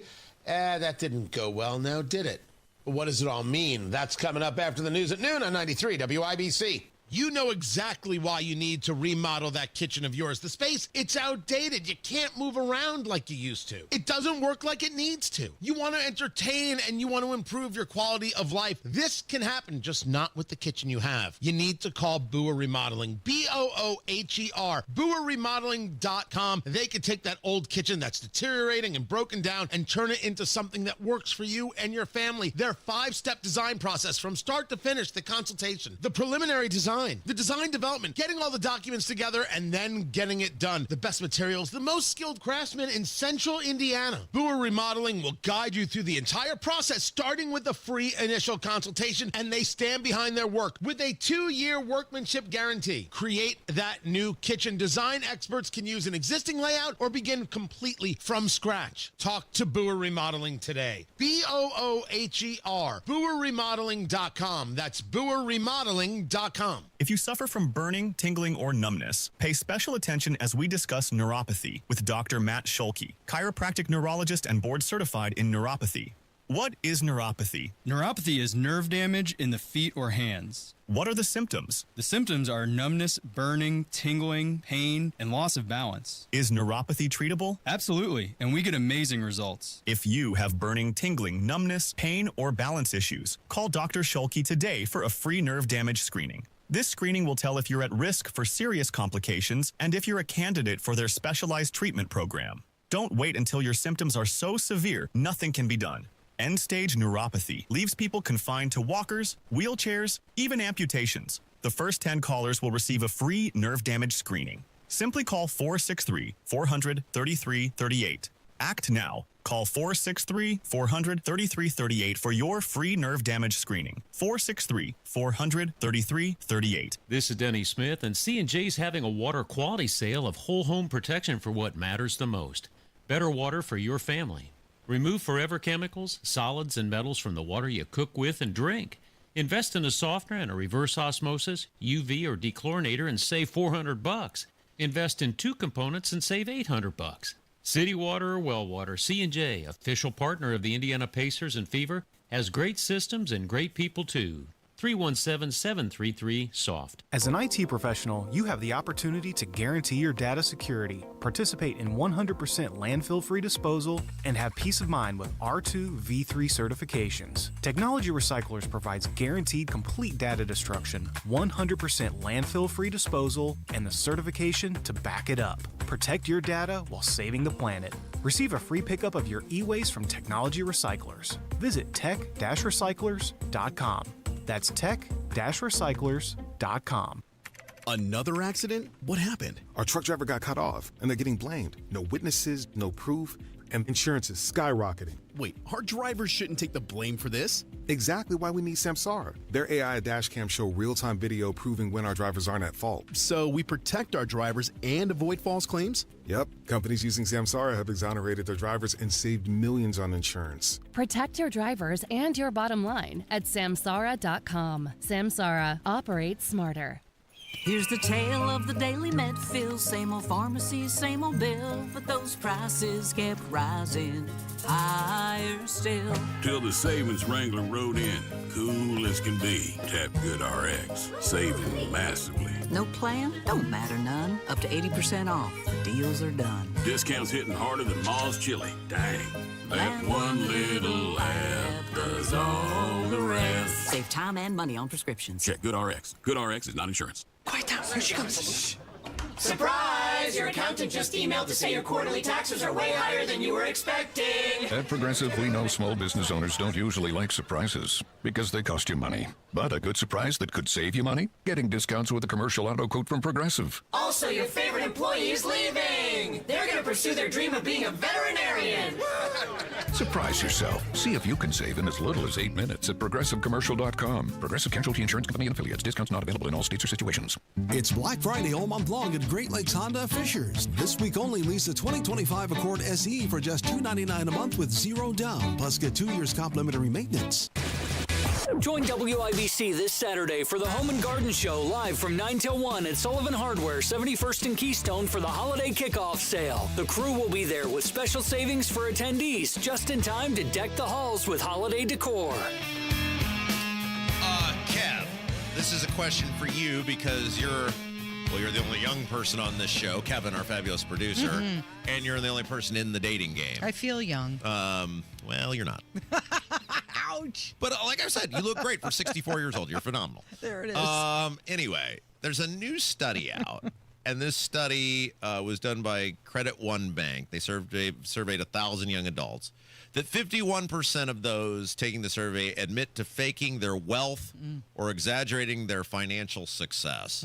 Now, have you ever, has that ever happened to you where you've been on a tryst or a date or a rendezvous of various times and places, and then you found out the person was just a big fat phony and was lying to you about everything? Not really. Yeah. Have you ever done it? Have you ever? Yeah. Have you? I was kidding. I was trying to be nice about it. No, I might. I'm not one to disclose my financial status up front. They like don't that. ask. No. They don't. Like they ask about like jobs or what I do for a living. Yeah. but- When you go out with someone, when you meet a rando, they know or never. That doesn't come up. Like, hey, what do you? How much do you make? Yeah. No, it doesn't come up. Not for me, at least. Credit score. And if they ask medical that, records, blood type. Yeah, I would not tell them if You they would- asked you that. wouldn't tell them. No. Okay. Would that be a turnoff for you?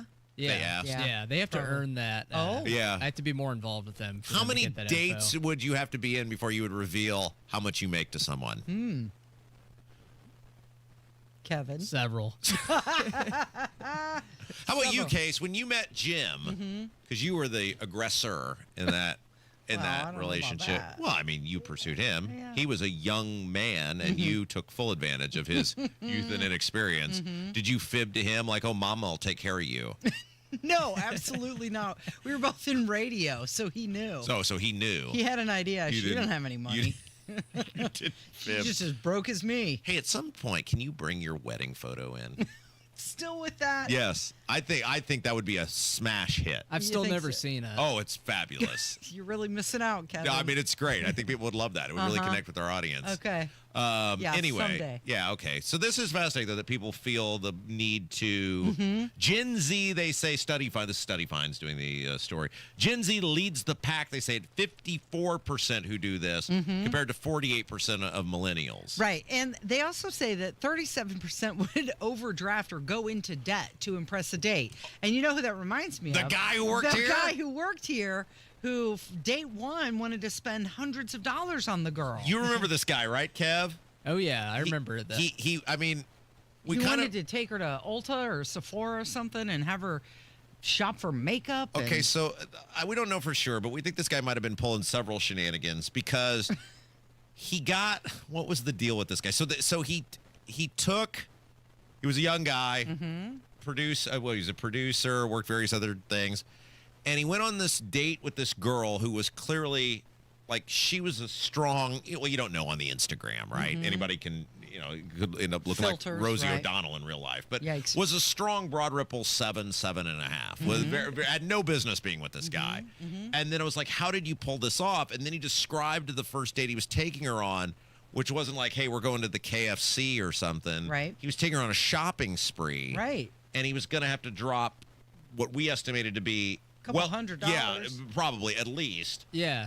But then, was he the same guy who then they had the pictures together? Yes, and he was behind her, But grabbing he her. wasn't tagging her in the photos, and we kind of came to the conclusion that maybe he was trying to present her as something she was not. Yeah, he posted her. He posted the picture of them two on Instagram. but Yes. yeah, he didn't tag her. That's right. Yes, that's the thing. Which was a giant red flag. Like these sort of photos that you like. I don't know if he got her to take the but I don't know why she would agree to take that. There was so much mysterious about all of this. But anyway, this is totally who this reminds me of. Me too. I was thinking of the same thing. Like, this guy is going to spend all this money to lead her to believe that he has deep pockets when in fact he doesn't. Now, I don't know if I would be so angry about. I would be more upset about the lie.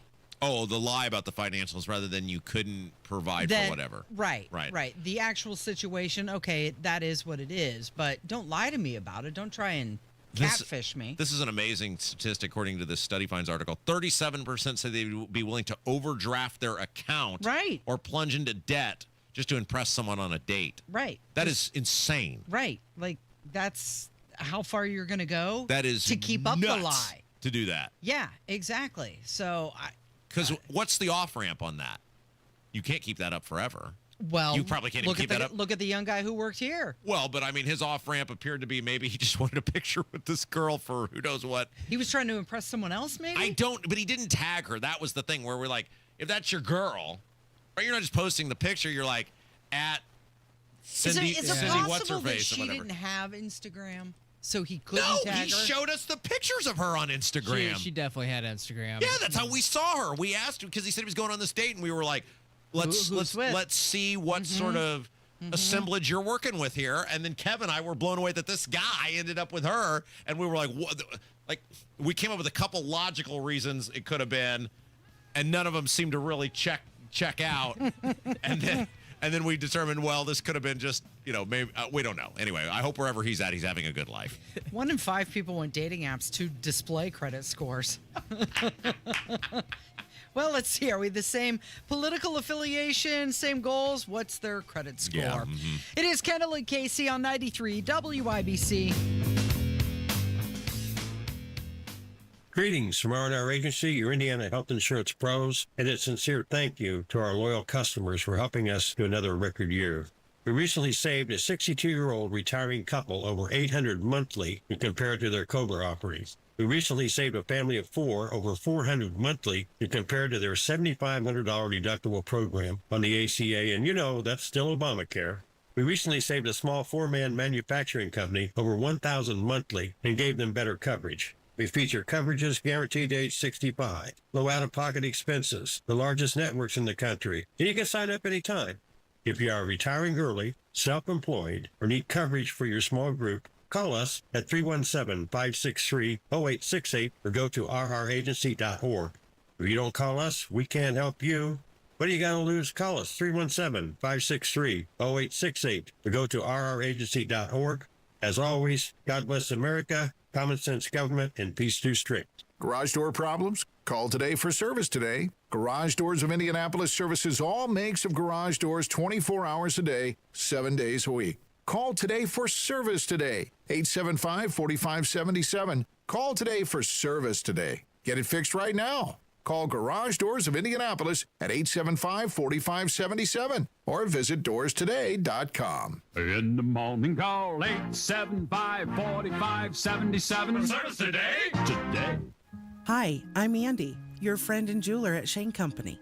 As a product development manager, I make sure every piece of fine jewelry at Shane Company is meticulously designed for quality. From 14-karat gold chains, pearl necklaces, diamond studs, and of course, dream engagement rings. We ensure each piece meets our high-quality standards every step of the way, including the smallest details. Come see for yourself.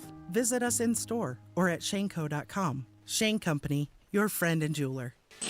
Tune in to the Absolute Retirement Planning Show. When retirement comes about, we're now relying on what we have saved to meet those needs. Sundays at 9 a.m.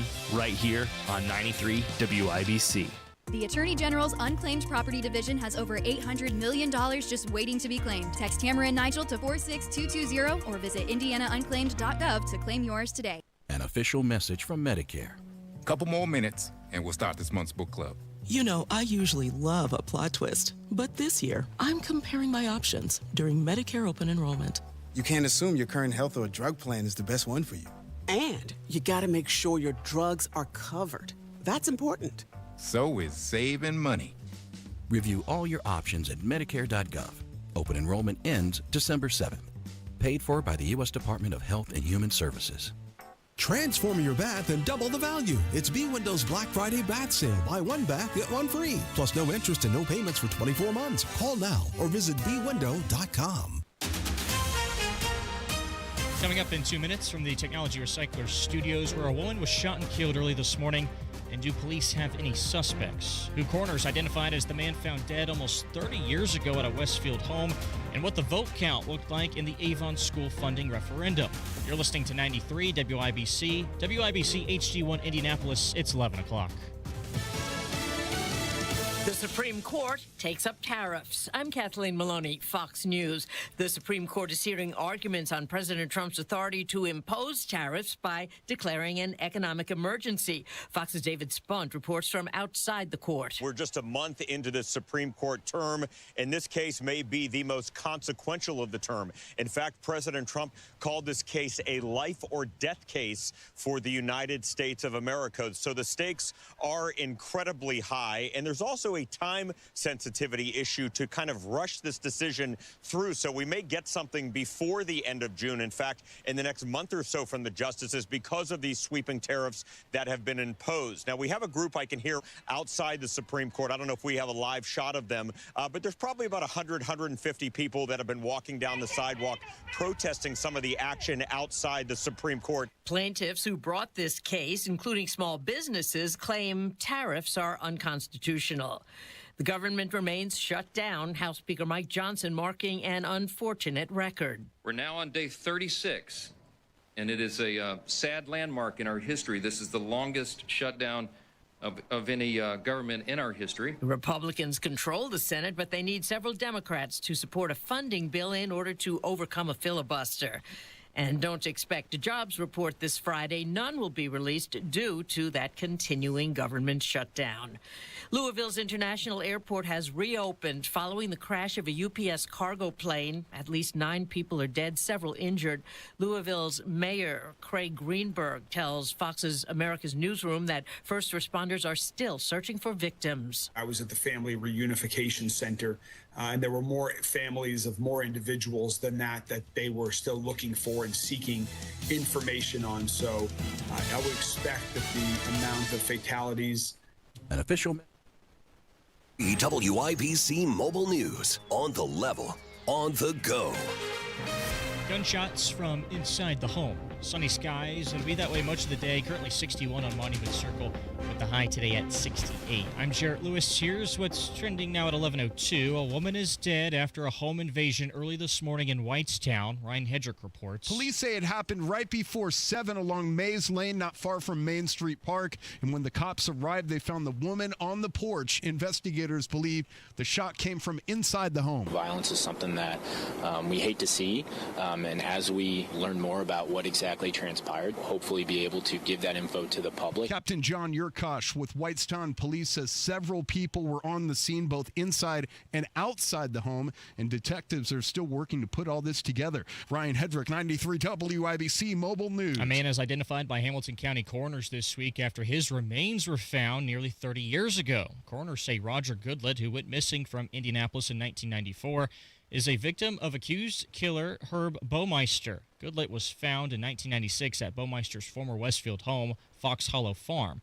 Hamilton County Coroner Jeff Jellison says Baumeister is accused of killing at least 25 men. Many of these men went missing in the late 80s to very early 90s, up until really about the point of when law enforcement served the search warrant in 1996. After that, Jellison says Baumeister went to Ontario and took his own life. The Avon Schools operating referendum is continuing after voters there approved of it during Tuesday's special election, with just 18% of the eligible vote coming in. About 65% voted to renew the referendum. This vote of confidence from our community is a reminder that their hard work is recognized and valued.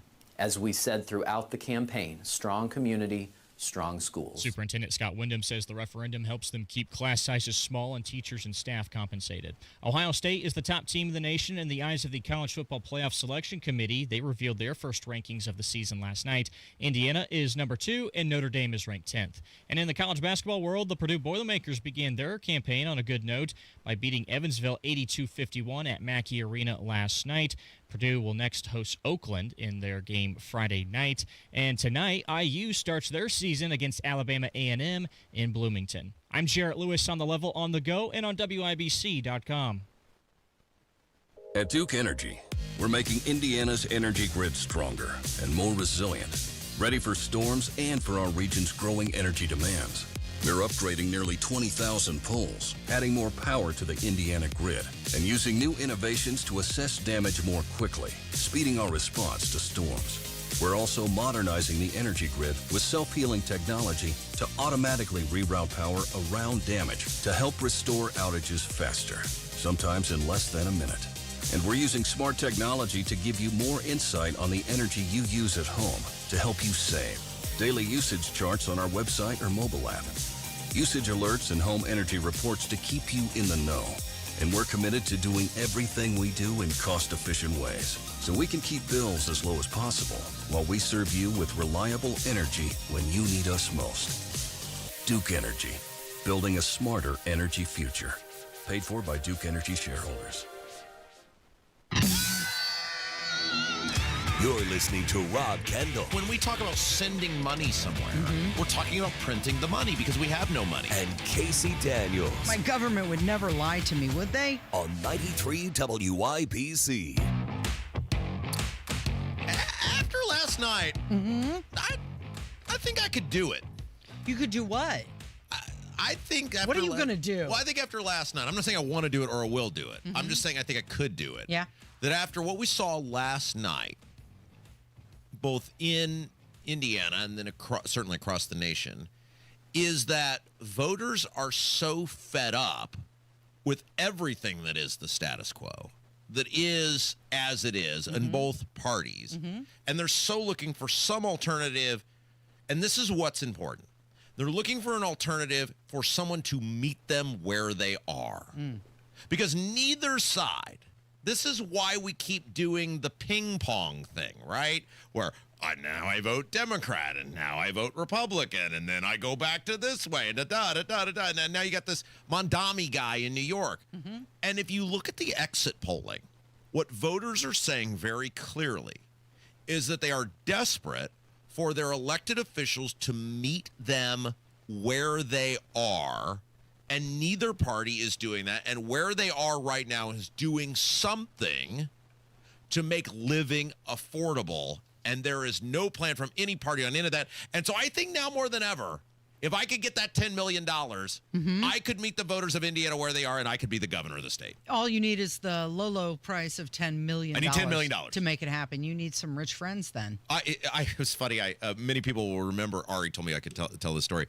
Producer Ari, who used to produce Tony Katz's show. And Hammer and Nigel for years. Ari is moving. He left us to go to, he didn't, he's still alive. He left us too young. He resigned his position. He went to go work for Indigo as their social media guy and spokesperson, and now he is moving to South Carolina. So Ari and I got together for one last little see you later before he left, and he told me yesterday, he goes, my wife and I were watching TV the other night, because the jackpot, whatever the lottery is now, it's hundreds of millions of dollars. He goes, if we win the jackpot, they're going to give some to you. He said, I'm going to give Rob the $10 million because I want to see him. We're carving out $10 million for Rob because I just want to see what he would be able to do.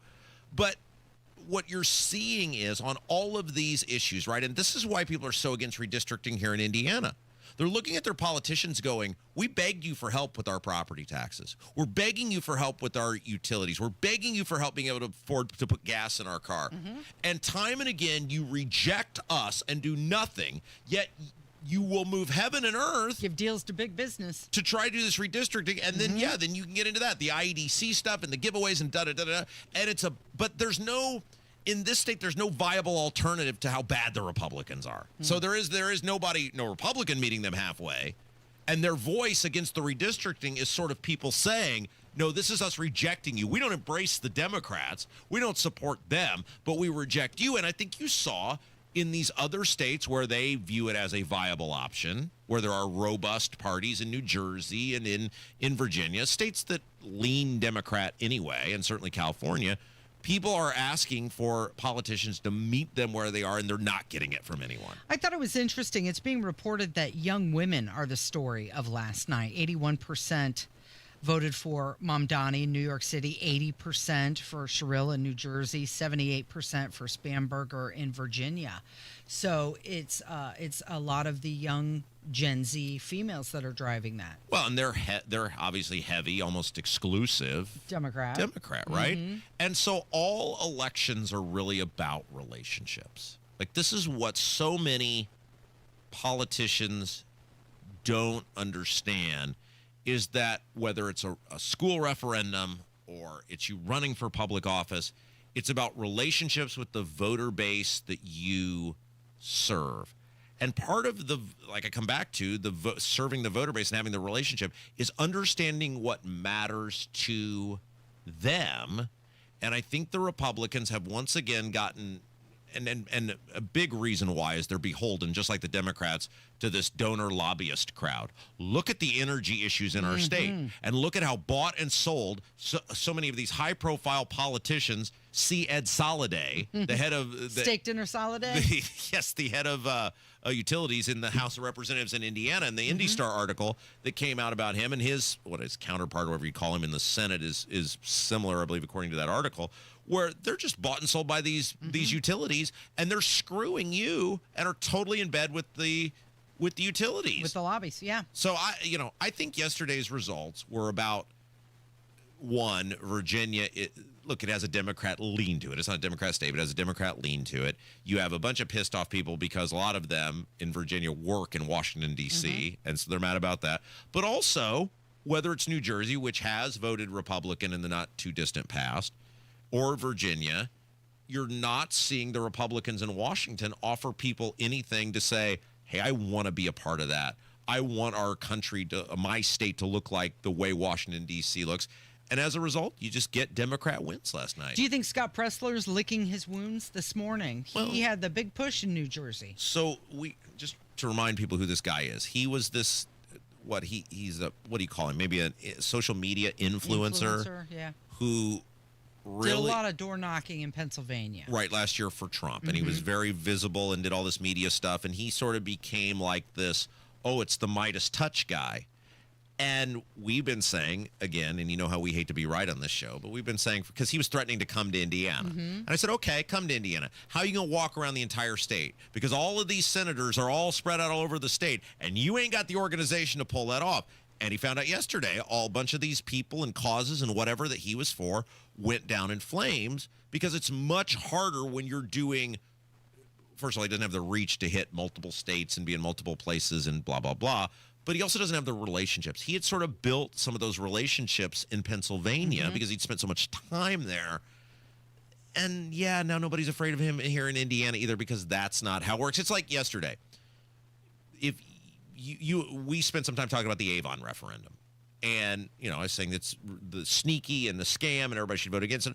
I was under no delusion that Rob Kendall doing one or two segments on a school referendum in a city or a town I don't live in was going to move the needle. Going to change the not day of. Well, no, we didn't do anything. Like, if I'd have wanted to, gone and knock on doors, whatever. But the point is, if it happens in my hometown, it's a different ball game. Right. Because I got a lot more sway and a lot more friendships, a lot more relationships, and as we proved the last time this happened. But you have to, that is what all of this is about. And so if you kind of extrapolate that out to a statewide, it's about who's in your corner, what are you talking about doing, how are you talking about doing it, and most importantly, what are you offering the people? Not in terms of giveaways, not in terms of hands out necessarily, but what are you offering them in terms of a plan to make their lives better? To govern, yeah. So in Virginia, half of the voters said the economy was the most important issue. In New Jersey, they claimed it was property taxes and utility bills. And in New York City, half of the voters said it was cost of living. But back to your point, Vivek Ramaswamy, he came out and he said that the Republicans lost all of those races because they don't care about affordability. We got our asses handed to us in New Jersey, Virginia, and New York City. Democrats swept all three. There's two key lessons for Republicans. Listen carefully. Number one, our side needs to focus on affordability. Make the American dream affordable.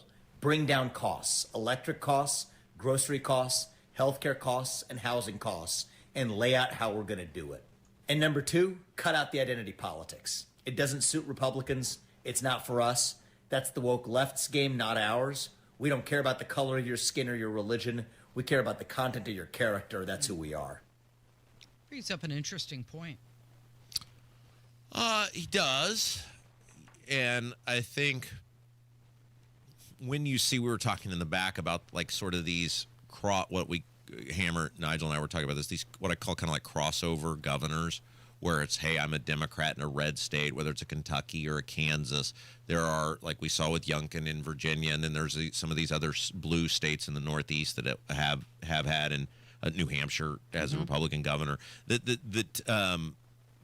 What you see is those people really talk directly to the voters about issues that resonate, and they don't get drawn to one corner or another, and they sort of stay down the straight and narrow in terms of, hey, we've always talked about this with campaigning. You got to pick 4 or 5 issues, and you got to stay on those, and you got to never get off them, and you're going to live or die with whatever you make those issues out to be. And so often we see the identity politics. People are not going to vote against Mondami because he's a Muslim. Like, I'm sorry, that was a stupid play, because New York is by default goes left. That wasn't going to bother those people. We're 25 years on from 9/11. I, again, don't mean to be crass, but a lot of people who were there on 9/11 aren't with us anymore. Your generation, an entire generation removed from it. And so that stuff just doesn't play. If you're going to beat a guy, first of all, you can't beat him with a disgraced governor who went out for allegedly groping and harassing women and was hated because of what he did during COVID. Right. That was your alternative. Yeah. The other alternative was the current corrupt mayor. The Republicans are non-existent. They're in that Silwa guy who, while a hero for what he's done to try to clean up the streets, has been at this for how long and never moved anybody. You have to give people viable alternatives. And I'm sorry, the list I just reeled off to you was not that. Well, and it doesn't hurt that Mom Donnie was out there saying free this, free that. Everything's going to be free. I'm going to make it so affordable for you. People wanted to hear that. Now, he's going to actually have to make that happen. And that's where the problem's going to come for him. Years ago, friend of our show, Michael Munger, he's a famous Duke economist, one of the people that really got me motivated to get involved in politics. He said this, and it's always stayed with me. It is very hard to defeat Santa Claus. When Santa Claus is on the ballot, it's very hard to defeat that because he doesn't have to follow through. He knows it's not really free, but he can make the promise, and then it forces you to run against that. And if you run on reality, that's not nearly as appealing as Santa Claus. Yep. So CNN, I know, take it with a grain of salt. They came out with a new poll, and they said that Donald Trump's approval rating is sitting at 37%. That's the lowest of his second term. And 71% cite the economy as the reason. Let's take a break and get into that, because I think that's really interesting that we had talked about how Trump was sort of stuck in that 40, 42 range. It appears now we have tipped in multiple polls, which if you think of a poll, it's a snapshot of a moment in time. It's like a flip book. You see a bunch of them. It gives you a picture. Let's talk about that number and the economy, because the Republicans, I mean, I know they hate, well, they like you. They hate me. But we've been saying this for months on this show, and it's totally playing out across the country about what they need to do. You're listening to Kendall and Casey on 93 WIBC. Tony Katz. You want to know why people don't trust the government? Coffee's bad for you. No way coffee's fine. Eggs are bad for you. No way eggs are fine. Steak is bad for you. No wait, kale is bad for you. People who eat kale all the time, you're leading miserable, terrible lives, and we see you. My cheekbones, by the way, are all the way up. You just can't see them because I'm so happy. You know how I got happy? Steak. Tony Katz, mornings 6 to 9 on 93 WIBC and WIBC.com. Growing your retail business is easier with Shopify Point of Sale. Shopify POS connects your entire retail store, in-store, online, and social media on one platform. It's built for how customers shop today and for how they'll shop tomorrow. The result? Smoother checkouts and deeper customer relationships that pay off and keep them coming back. Ready to grow with Shopify POS? Visit shopify.com/switch now for more details. That's shopify.com/switch now. Right now at Tom Roush Lincoln, get a 2025 Lincoln Corsair for $4,000 off plus 0% APR. 2025 Lincoln Aviator from $5,000 off plus 0%. Or 2025 Lincoln Nautilus for $4,500 off. Also 0% APR. So come get that new Lincoln at Tom Roush Lincoln in Fisher. Corsair MSRP 51,720. Aviator MSRP 72,225. Nautilus MSRP 71,660. 0% APR for 48 months on qualifying Lincolns. Good through 12/1/2025. Subject to credit approval. See dealer for complete offer details. Are you ready to put joint pain behind you and get to a place where persistent pain doesn't control your life? The dedicated orthopedic experts at Community Health Network are here to turn those goals into a reality. With personalized treatment options that include robotic-assisted surgery, we'll help you feel your best so you can get back to enjoying your hobbies again. Learn more about your care options at ecommunity.com/ortho. Community Health Network. Exceptional care, simply delivered. Here's a tale of Becky. Didn't know what to do with new meds prescribed and no real cost clue. She squinted at prices, that can't be right. Then tapped GoodRx and saw the light. She could get a deal. Book telehealth if she feel. Learn about those meds without any stress. That one little app does all the rest. Even my horse downloaded it. Dang, save time and money on prescriptions. Check GoodRx. GoodRx is not insurance.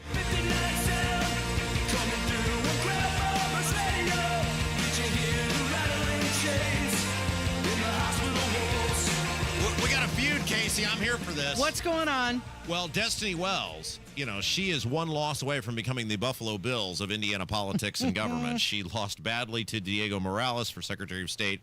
She lost badly to Todd Rokita for Attorney General. She then lost badly to a grandma with no opinions on anything, whose actual name was Karen when she ran for party boss. Mm-hmm. And so when the guy running for governor in New Jersey lost, I think that's the third time. They keep nominating the same guy for some reason. Hammer and Nigel made this this AI meme or GIF or whatever they're called, and it was Destiny Wells and Beto O'Rourke. Yeah, it's them with their arms open, and it says, I'll just read you the tweet. This is so good. And he said, maybe it's time for New Jersey to stop nominating Jack. How do you pronounce his last name? Chittarelli. I think Chittarelli's how you pronounce his last name. Let's go live to Destiny Wells and Beto O'Rourke welcoming Jack to the Habitual Losers Club. And now she apparently got wind of this because she has responded with her own meme or GIF or something back to them. And so I think we got a feud going on here. And back live to you, Hammer and Nigel. Yes, look here, lady. You can do whatever you want to do, but Jason Hammer is the last person I would pick a fight with. So he is. Speaking of picking, he is the most spiteful, relentless person I've ever met. So I can't wait to see how this goes. Anyway, Destiny Wells has been very creative lately. I think she's using the AI, the Chat GPT, to. Hey, she's a lot of fun on social media. She's a complete dumpster fire anytime she runs for anything because people get to know her and they're like, no thanks. But she's kind of spicy on social media. She brings the smoke. She does. She's not afraid. Yeah. Okay, she's picking fights with Hammer and Nigel. But you're right. I would not do that. Yeah. Take the free advice, lady. This is not going to end well for you. So CNN released a poll. Yes, CNN. They said that Donald Trump's approval rating is at 37%, the lowest of his second term. Okay, now this was CNN? No, people will probably dismiss it, but like we've talked about, we follow this stuff closely, and until a couple weeks ago, you saw Trump on most polls somewhere between 40 and 44%.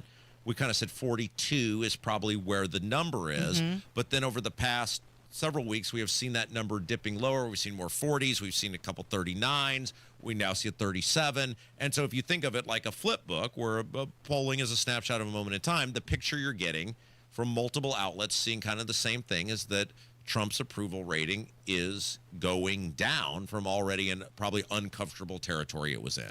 68% of Americans say the country's going very badly, and the economy is the biggest concern. 71% rating conditions as poor or very poor. They say it's the economy and the cost of living is the most pressing issue. Bingo. And this is why we've been screaming about this for months on this program, which is that while the border is certainly important, and there are people who, like, the border is like, we talked about this before, the border is like just something you expect. It's like if you go someplace and there's, did you get good service or not, right? There's just basic things, whatever the deal is, whatever service you order or place you go or whatever, there's just certain things you expect.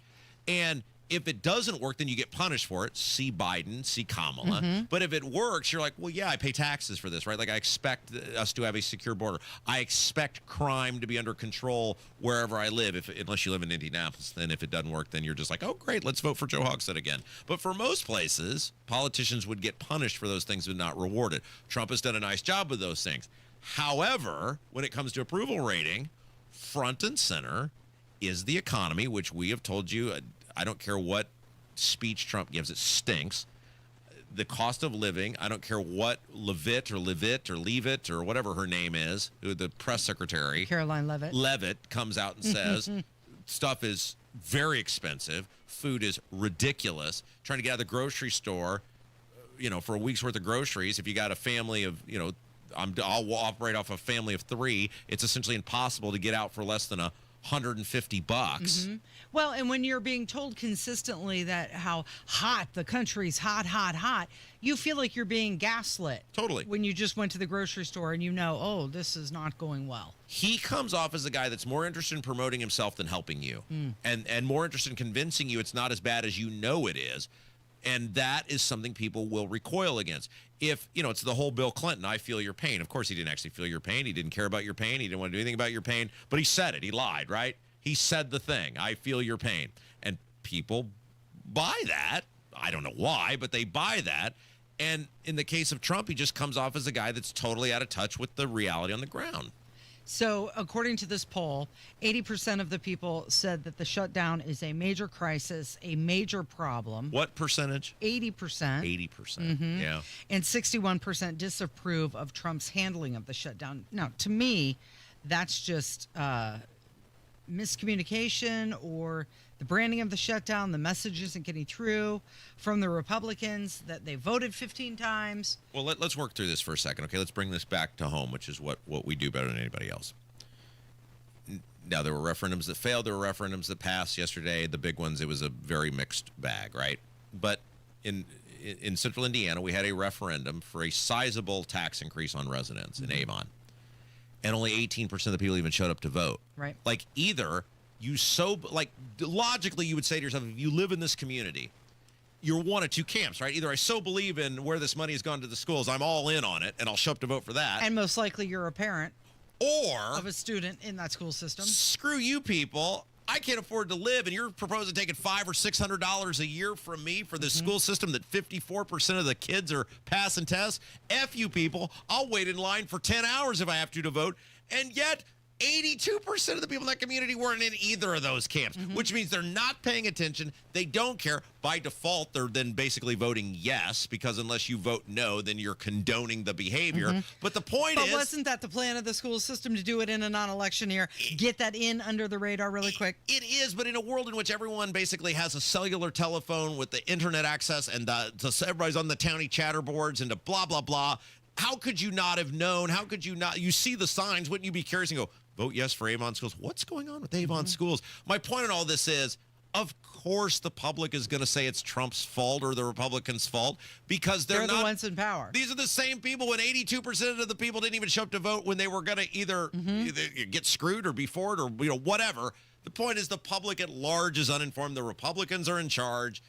Hell, the Republicans got blamed when the Democrats were in charge for it. The Republicans always get blamed for government shutdowns. Well, there's a big case now in front of the Supreme Court. They're hearing the case on the tariffs. And if tariffs are invalidated, that could be bad news as well.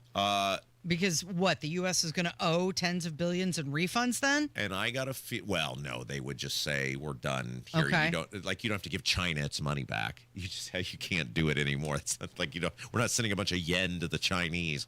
That's going to go down, I think. Because the way Trump got, so I'll do this real quick. So if you're not paying attention. So Trump does all these tariffs, and these tariffs are supposed to go through the Congress, which makes sense. However, going back to Richard Nixon, under times of quote-unquote emergency, the president can impose emergency tariffs on countries. Now, they have pretty broad freedom on this, right? They have pretty broad ability to do this. So like when Trump came out and said, hey, the fentanyl crisis with Canada and Mexico, tariffs.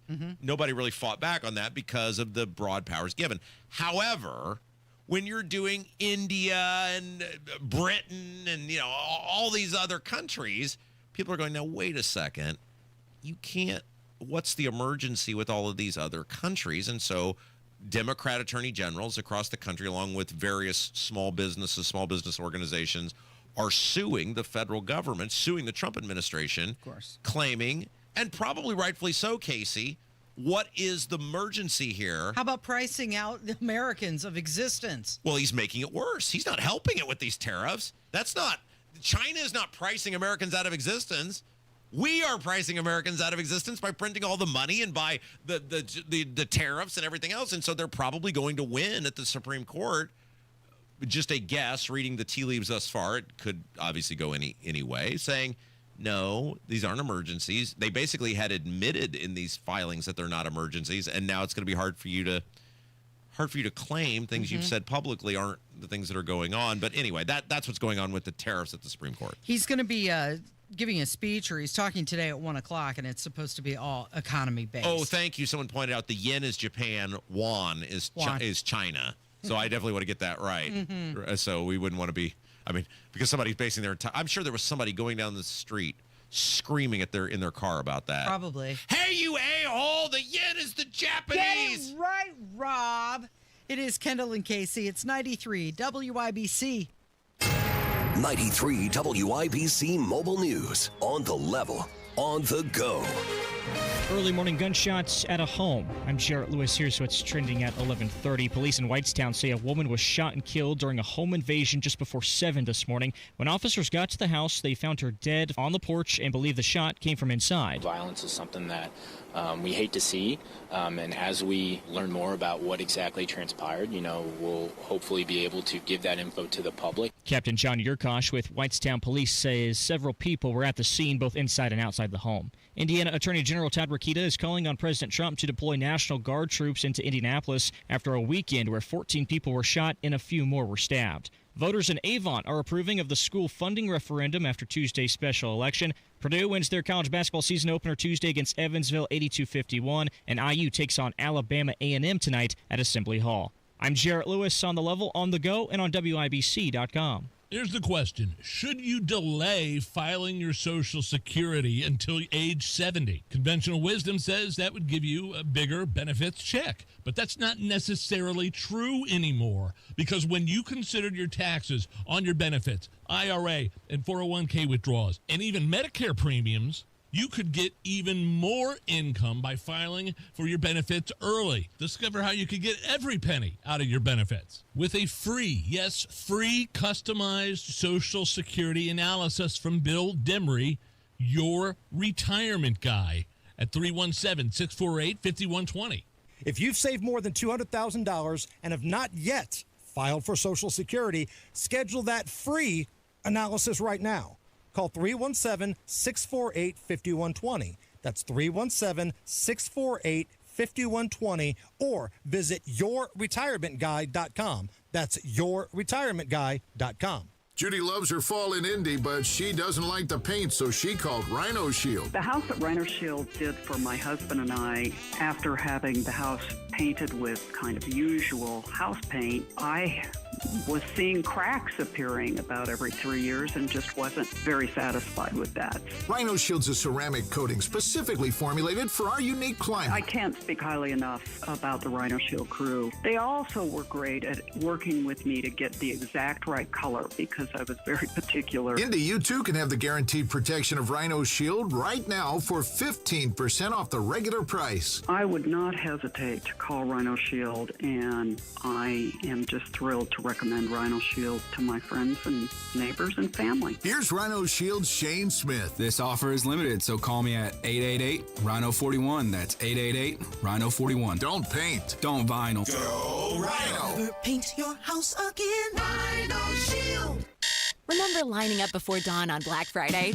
Those days might be gone, but the excitement isn't. Great Lakes Honda Fishers is keeping Black Friday alive all month long. This week only, lease a 2025 Accord SE for $299 a month with 0 down and register to win a $500 Visa gift card. Visit Great Lakes Honda Fishers off State Road 37 or at GreatLakesHondaFishers.com, where every day is Black Friday. Tax not included with approved credit through Honda Financial. In-stock new Hondas only, not combinable with other offers. $10K a year. All fees and first payment due at signing. Offer ends November 9th. See dealer for details. Simple Quarters has helped over 3,000 families sell their homes in Indiana. And it's really important to me, too, why we're getting to do this, is that you get to go be with Bay. I get to go be with my husband. Simple Quarters was the best option for me because I ended up connecting with Ronnie on a personal level. There was no BS involved. It was simply straightforward, to the point, honesty. And that is what made me go with Simple Quarters. Call Simple Quarters 317-900-HOME.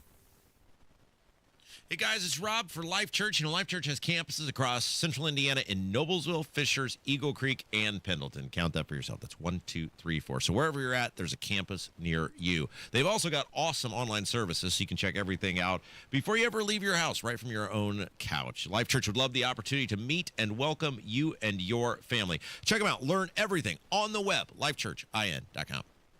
Are you worried about your taxes? Okay, so I'm talking to those of you out there that have not filed in a few years with the IRS or state. It's time to get worried, and here's why. The IRS is getting back from their own COVID lockdown, and they're hiring more enforcers, and they're going to come after people that owe taxes. So if you're a 1099 worker, and maybe you just plain forgot to file your taxes, you need to call the professionals right now at the Tax Helpline. They are experts at knowing the tax regulations, and their goal is to help you pay as little as possible. Call right now and get a 100% free tax evaluation. Remember, before the IRS knocks on your door, knock on our door. If you owe $10,000 or more in back taxes, make this free call right now. Call Taxes 321 now at 800-808-9443.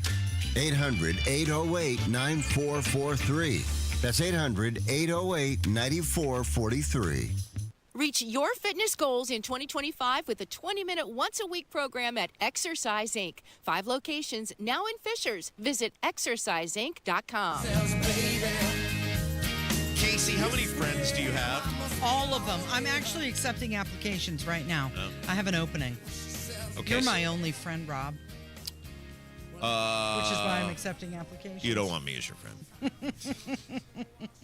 The average American maintains just 3.6 close friendships. Adults lose nearly 1 close friend per year, totaling 9 over a decade. Yeah, so I wonder, like, what they constitute as a close friend. Mm-hmm. I would buy that. Like, do you think you have 3.5 people? 3.5? Cut me in half. I'll be half. Right? Yeah. Yeah. Do you think you have 3 people, excluding me, that you would say is a close friend? Yes, I do. Okay. Mm-hmm. You have more than that? No. Yeah. It's a small circle. Yeah. Don't tell people stuff. They'll just use it against you. Yeah, it's true. That's when you don't trust anybody. The circle becomes very small. Yeah, I had to get good at making new friends all the time because I would just, I just went to the same places for about 15 years, and then people would go on with their lives, and you were still doing the same thing. Phobia of going on with mine, and so I would just sit there, and every 2 years I have to make new friends. Yeah, well, I've told you this before, but when your daughter gets in school, you'll most likely become friends with her friends' parents. That's the way that works. Well, here's the thing, though. Most of the people in that community know me, Casey, and they probably already made up their mind about me. That's true. Yeah. They already keep their distance. I'm going to be that parent that stands in the outfield fence, behind the fence, away from everything. Yeah. I don't want to taint my kid with being my kid. I want her to have her own chance in her own life. You're going to give her, like, she'll be like in witness protection, give her a fake name? Yeah, I mean, she's going to, she is a spitting image of me, both in looks and personality. But my point is, I don't want her to ever have anything used for her or against her because of who her father was. I grew up loathing that as a kid, where I would say, well, his dad is so-and-so, so he got whatever. I want her to sink or swim on her own. So to answer your question, no, I'm not making any friends with my kids' friends. So you're good. Parents. You're set. Yeah. Top reasons that friendships end.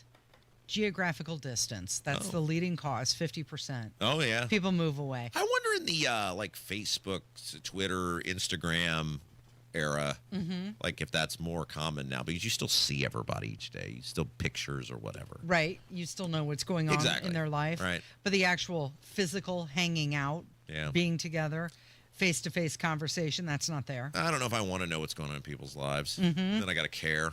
Life transitions is another reason why friendships fade. And that's what you're claiming happened to you. Oh, yeah, every often. 2 years. People got on with their lives. Right. They would get married or they would have kids and you were not relating. And then... Oh, I was relating. Just not like sort of lasting relating. That led right. I can to... see how this is playing out. You're friends with some guy. You used to go to the bar all the time. Yep. He meets a girl. They get married. He says, hey, I'm going to go meet Rob for a beer. Why are you going to meet him at the bar? Stay home with me. Yeah, exactly. That would happen. It was every 2 years. Yeah, exactly. And I would just tell them when they would say, I've got so-and-so. And it really would start when they had when you get some sort of full-time live-in girlfriend. And I would just sometimes proactively tell the people, well, this is where we're going to part ways. You let me know if this doesn't work out. I'll still be here. and then in the meantime, I'm not going to ruin this for you because I've seen this play out several times and I know how it goes. I'll be here when you guys I'll break be up. The same place doing the same thing. You can find me here. Time constraints are another reason that friendships fade. 25% say they're just too busy. Oh, yeah. I mean, after a while, you get invited and you keep declining because you're too busy. Eventually, the person's probably going to stop inviting I told my dad this the other day because when I was a kid, my dad was a very good amateur golfer. And then when I was a kid, he never played. And as a kid, you're probably like, why doesn't my dad play golf anymore? Like, this seems silly for him not to do that.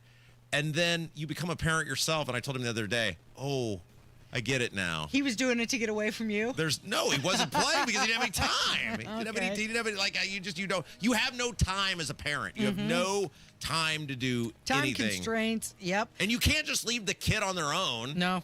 They frown on that. Not at the age that yours is currently at. What's the first age you left your daughter by herself? It was probably, 13? Oh, wow. 12, 13? I was thinking 8.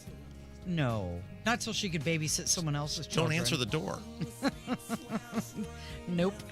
Abdul's going to join us next. It is Kendall and Casey on 93 WIBC. Hammer and Nigel's show back at it this afternoon. The fun starts at 3. Did New York go full socialist? Tony Kennett, the Tonus, will call in, and we're going to have a lot of laughs. It's time. You've been putting off that kitchen or bath remodel long enough. What are you waiting for? Get started today with Boer Remodeling. Boer Remodeling customer Kathy had a bath remodel with Boer. Kathy, talk a little bit about your experience. Our experience with Boer has been terrific. The process was so easy and seamless. When we decided to do a larger remodel of our first floor, Boer was the first company we thought of hiring. And were you happy with the results? The results are amazing, and we are so happy with our home and the work that Boer did. Peter is another recent Boer Remodeling customer with a new kitchen. Peter, what was the best part about working with Boer? We especially liked the active participation that we were able to have in selection of stone for the countertops. Really came out beautiful. The cabinets also came out very, very well. The best materials, the most skilled craftsmen in Central Indiana. They'll guide you through the entire process. Start with a free consultation. Talk to Boer Remodeling today. That's BOOHER,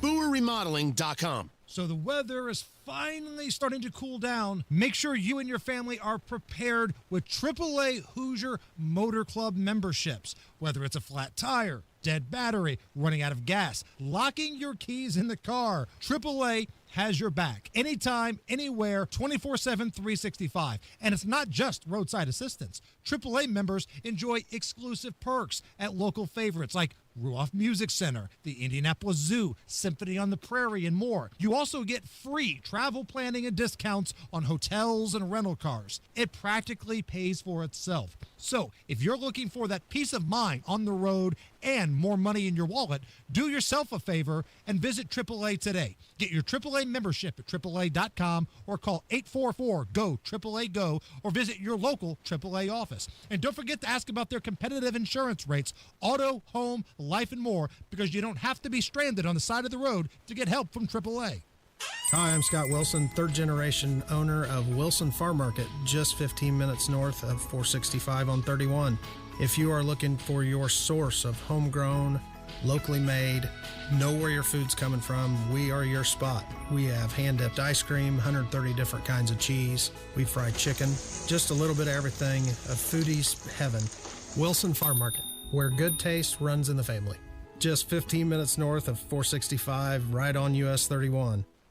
Another accident? What happened? Our truck driver got cut off, and they're getting blamed. No witnesses, no proof, and insurance is skyrocketing. Wait, our drivers shouldn't take the blame for this? Exactly why we need Samsara. Their AI dashcam show real-time video proving when our drivers aren't at fault. So we protect our drivers and avoid false claims? Yep. Companies using Samsara have exonerated their drivers and saved millions on insurance. Protect your drivers and your bottom line at Samsara.com. Samsara. Operates smarter.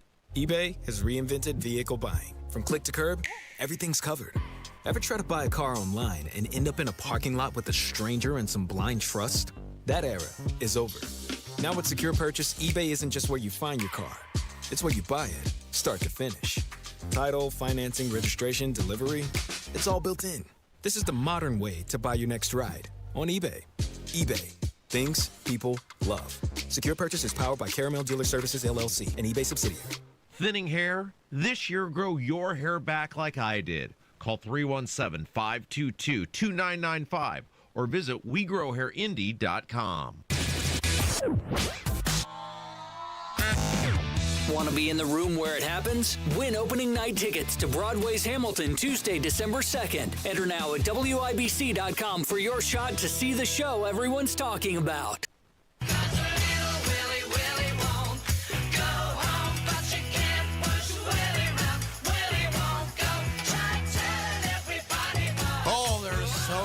Going on with Indiana politics and government. Let's get to the bottom of it. Some of it. We'll see how much we can do here in the next couple minutes. Kendall Casey Show. I'm Rob. Casey's here. Look who it is. Author, broadcaster, provocateur, owner-operator, IndyPolitics.org. Abdul-Hakim Shabazz. Hello. I feel like $1 million today. Well, actually, more like $18 million after taxes, but I feel like $1 million. Always coming up roses in your world. Okay, so a lot to get to. Let's start with this moving of the special session, which I guess no longer is a special session. I guess it's now part of the normal session on redistricting to December. The governor had come out and it seemed pretty directly said, if this isn't done by November, middle of November, it ain't going to get done because people need time to get everything organized. People need to know what district they're in. The government entities need to be able to, do whatever. Well, now it's 1st of December that they're going to be starting on this with the announcement from the legislature.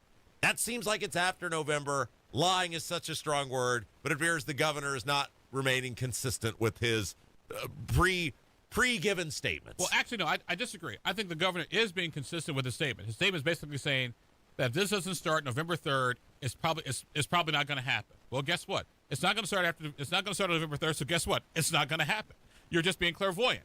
In a nutshell, because number one, to call the special session November 3rd, number one, it would cost the taxpayers at least $300,000 because it's not like going to show up here one day, get it done, and then leave. It's going to take at least easily 10 days to get all this done. Because they got these tax code things they got to do too, which that is pretty controversial. That is just aligning the state tax code with the federal tax code because of the changes based on the new bill that was passed. And that you can do during session, period. Right. Because session officially starts on Organization Day. That's right. So anytime after Organization Day, it doesn't cost them any more money. Or if it does, it's a very small cost. They get in session per diem and out session. Yeah, that's right. You got the mileage and the blah blah blah. So like when they're like saying, "Oh, it's going to save us all this money," well, some. But I don't think the issue here is money. I think they heard that at like this Greg Good town hall, and I think they said, well, we'll check that back. I don't think money is the biggest issue driving people against redistricting. No, and it's a number of other different reasons as to why it's not happening. Money is the easiest one and most convenient one to use, because money is easier to spell to explain to a taxpayer. Yeah. So if we come early, we got to spend this much money. We come after the date, we don't. Okay, let's talk about the Greg Good town hall. The Terre Haute senator, Republican, has this town hall last weekend. Literally no one speaks in support of redistricting. 70-plus people speak in opposition. If I'm him, I would have just said, and maybe he did in his mind, he's just not going to say it publicly, and if I'm any of these swing district senators, I'm thinking to myself, I'm done here. You couldn't even get one person, and you had all these internet influencers telling people to go, and Turning Point USA, and all of these people, and you couldn't even get one person to come speak in support? We're done here. And also, here's the other fun part, too. And I've known Greg for years when he used to work over at Indiana State University. One of the things that Greg did for crowd control to make sure people lived in their district was they had to have an ID. Brilliant. And a driver's license, and they also had to have their zip code. Brilliant. Because what Greg had was a zip code of everybody in the district, because it's not just Vigo County, it's a whole section of Southwest Indiana. And if you didn't have if your ID didn't match one of the zip codes, you weren't getting in. It was brilliant on his part because he said, because I think people thought, oh, he's doing this to stop the lefty crazies from showing up. No.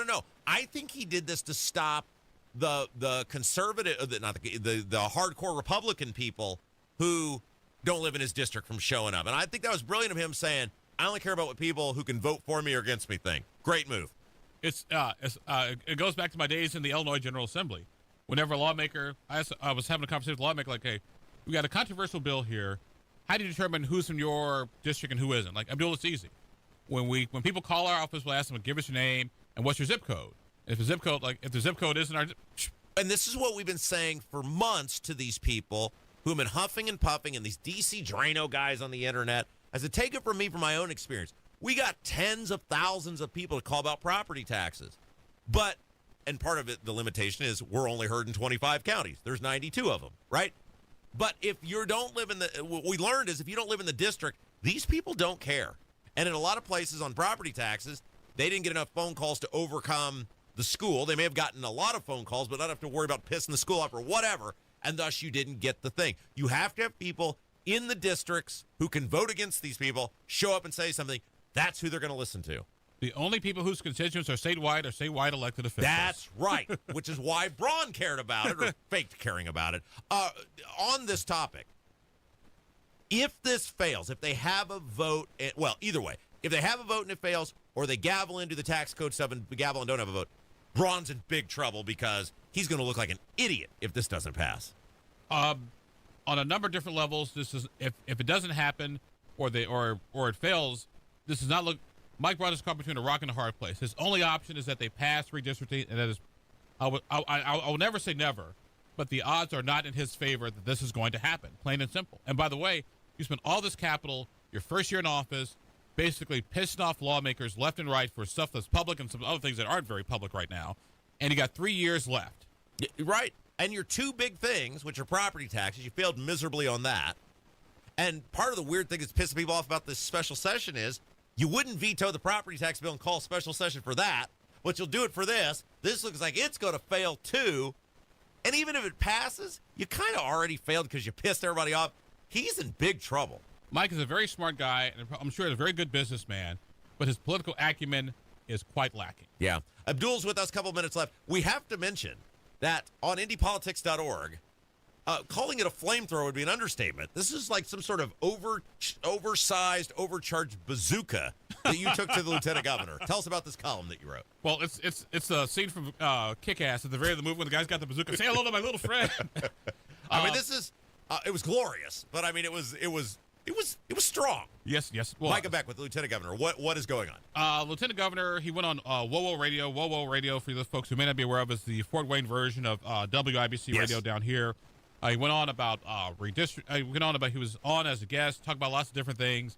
Then he talked about the grand jury investigation that is going on in his office right now involving ghost employment and AI generated porn. Okay, so real quick, let's remind everybody, because I know most people know this, but we have new listeners all the time. You and I said for months that the Marion County Prosecutor's Office was investigating the Office of Lieutenant Governor for a variety of issues, the two most prominent of which were alleged AI porn being viewed, shared in the office, and ghost employment. We said as part of that, there is a grand jury also investigating. We did not say anybody was guilty. We didn't say anybody was going to get indicted. We did not say anybody was going to get convicted. We never accused anyone of a crime. We simply said this is happening. And the Beckwith Orbit people lost their mind. Lies, smears, sensationalism, clicks, to blah, blah, blah. And then it came out last week.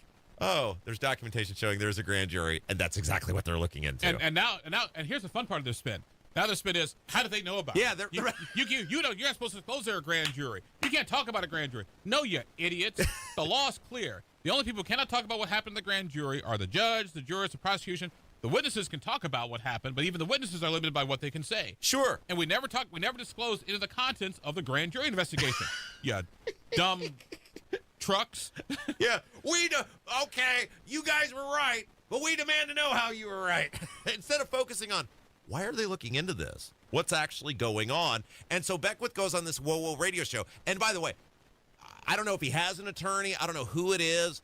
If he does have one, they've got to be just pulling their hair out because he's doing the worst thing imaginable. He can't keep his mouth shut. He keeps talking, and every time he opens his mouth, he seems like he contradicts himself. It doesn't help when there's a possible criminal investigation and someone in your office and even yourself may, and I say may be facing criminal charges for you to talk. That's why the lawyers, Jim Voiles, one of the best lawyers in town for criminal defense stuff, has a card. He always gives his clients, shut up, then turn over. Shut up. I told you to shut up. That's why if there's a criminal investigation, you just don't talk, period. Okay, so real quick, I just want this column. One of the things that was fascinating to me was Lieutenant Governor claims that on that interview that he found out about the grand jury investigation from the media. But then in the same interview, he acknowledges that he knew somebody from his office who was talking to the Marion County Prosecutor's office. So the follow-up question would be, well, what did you think that this person was talking to them for? Tiddlywinks? I mean, he appears to have totally contradicted himself by claiming he found out from the media, but then acknowledges, I knew somebody in my office was talking to the prosecutor's office. Lieutenant Governor, I'm confused here. You said, on the one hand, you said you found it from the media. On the other hand, you say you found out from a staffer. Which one is it? Because that seems confusing, because it's testimony like this that gets you in trouble with a grand jury. Sure. And the other thing that is beyond stupid in this interview on WoWo, he's going after Ryan Mears, the prosecutor. Why would you pick a fight with the guy who holds your future in his hands? Because you got nothing else better to do and you don't know how to shut up. Anyway, I'm glad they keep talking. It's very good for us. But for him, you might want to stop. Unless Micah will never leave the mile square. All right. Find him over at IndyPolitics.org. Abdul Keep Shabazz. Thank you. Thank you. Yeah, that'll do it for us today. Thank you for joining us. Thank you to Kevin. Great job. Casey, outstanding. And most importantly, you, the listener. Without you, there is no us. Stick around, Toady Cats. Coming up next, Kendall Casey Show, 93 WIBC. It's that time of year again when the leaves turn, the days get shorter, and you hear a lot about Medicare open enrollment. If you're feeling overwhelmed by all the options, you're not alone. Original Medicare, Advantage plans, Part D, Medigap, it's a lot to sort through. And making the wrong choice can cost you more than just your financial confidence. That's where Howard Bailey Financial comes in. At Howard Bailey, we don't just help you pick a Medicare plan. We help you